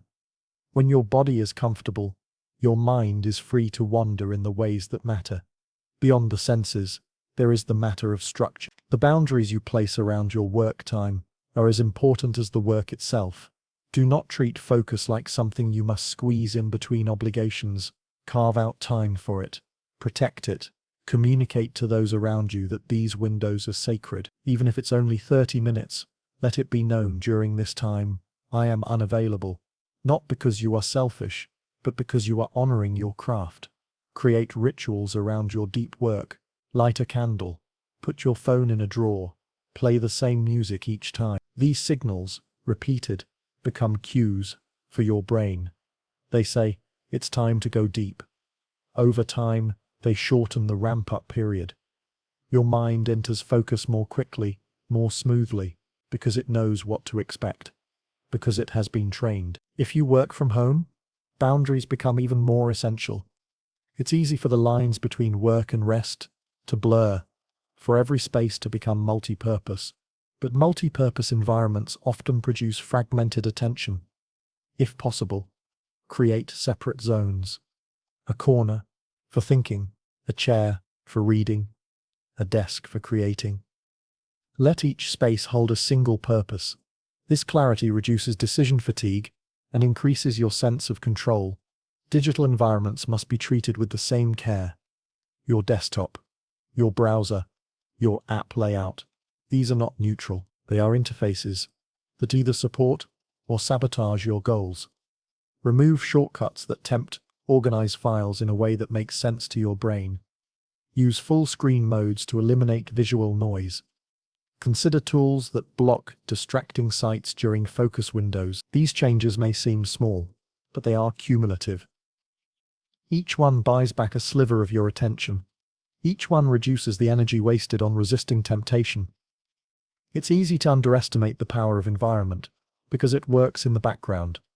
But that's exactly what makes it so powerful. You don't notice how much it's shaping you until you change it. And when you do, the results can be dramatic. Tasks that once felt impossible begin to flow. Sessions that used to end in frustration start to stretch longer. You find yourself less fatigued, less reactive, more anchored in your work. You begin to trust yourself again, not because you've become superhuman, but because your space no longer fights against your focus. It supports it. It reflects it.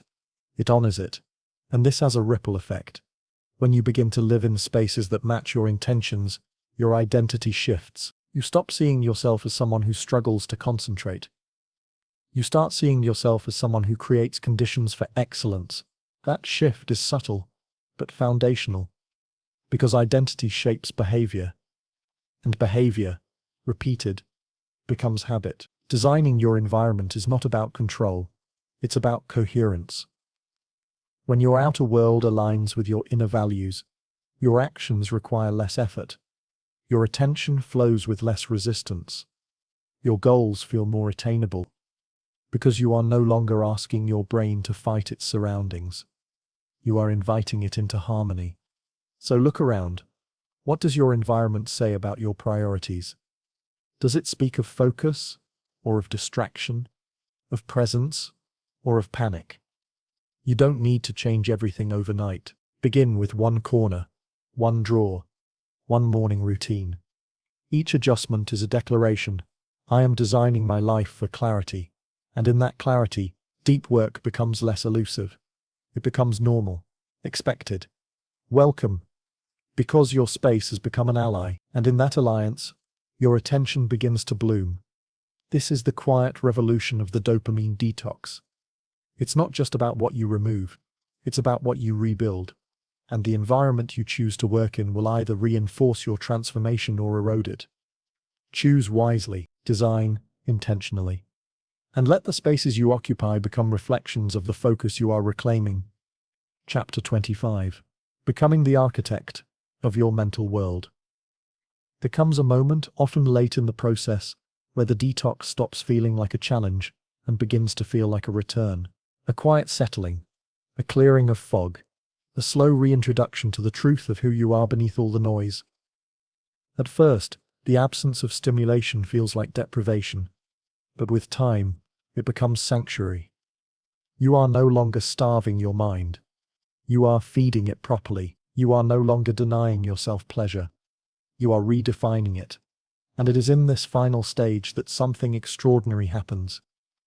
You stop asking how to escape distraction and begin asking how to design a life that sustains clarity. You stop reacting and start architecting. You begin to realize that the quality of your attention determines the quality of your life. That where your mind goes, your time follows, and where your time goes, your life unfolds. To become the architect of your mental world is not about perfection. It is not about control. It is about ownership. It is about saying, "This is my mind, this is my inner space, and I will shape it with intention." In the past, perhaps you believed your thoughts simply happened to you, that moods arrived uninvited, that focus disappeared without explanation. But you've now seen what happens when you change the inputs. You've seen what happens when you slow down, strip away the artificial spikes, and make room for stillness. You've seen that attention is not just a tool, it's a terrain, and you've learned how to walk through that terrain with purpose. Now, the work shifts, from detox to design, from repair to creation. You're not just escaping the digital current, you're building the banks that guide where that current flows. You are no longer the passenger, you are the navigator. Every time you choose what to focus on, you're laying a brick in the foundation of your mental world.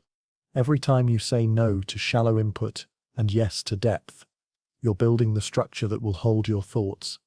Every decision, every habit, every pause becomes part of the architecture. This is the real work of transformation. Not just eliminating what drains you, but nurturing what builds you. So ask yourself, what kind of mind do you want to live in? Do you want a mind filled with comparison, urgency, and unfinished thoughts? Or a mind that feels like home, spacious, clear, creative, focused?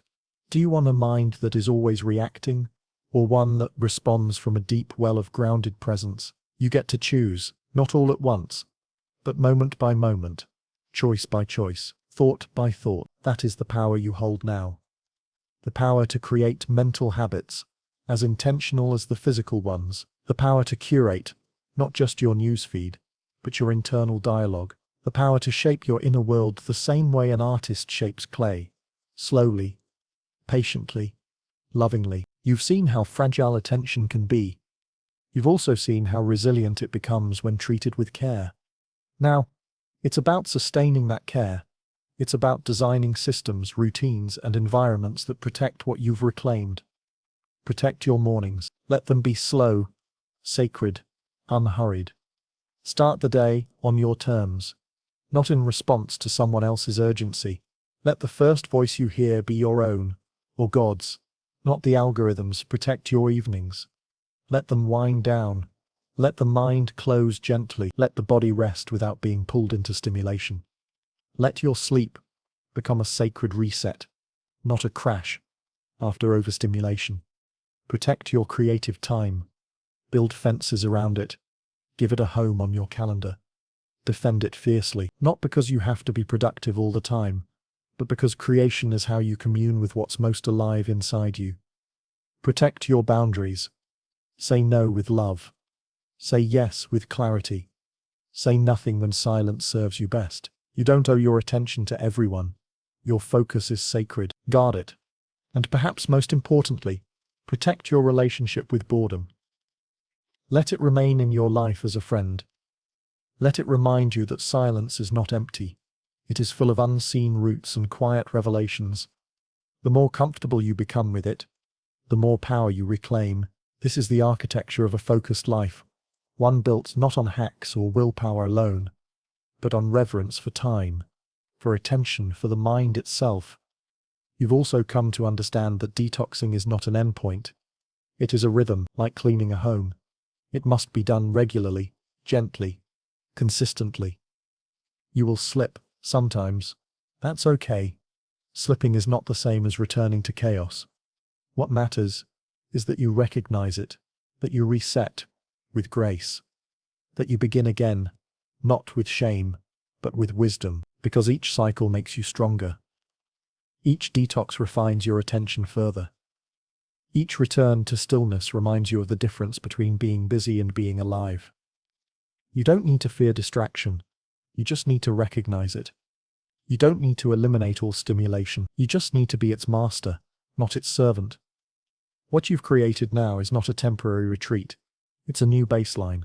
You've built a mind that is capable of deep work, because it is no longer addicted to shallow input. You've built a nervous system that can tolerate stillness, because it no longer sees silence as a threat. You've built a daily rhythm that supports creation, not just consumption. This is why this process matters. This is why detox is more than a trend, because it allows you to hear the sound of your own thoughts again, because it brings your focus out of hiding, because it helps you remember that you were never broken. You were just overwhelmed, undernourished, overstimulated. This audiobook for success was never about becoming a productivity machine. It was about becoming whole, about regaining the part of you that can sit with a task for hours and not check out, that can be present with a loved one, without half your brain scrolling, that can breathe without distraction, think without panic, and create without apology. You've become the architect of your mental world, not because you've mastered every urge, but because you've remembered that your attention is yours, and from this place, you can build anything. A book, a business, a life of intention, a sense of calm, a connection with something greater than yourself. You're no longer at the mercy of noise. You're grounded. You are clear. You are awake. This is the end of the audiobook, but it is the beginning of something far more lasting, a life designed for depth,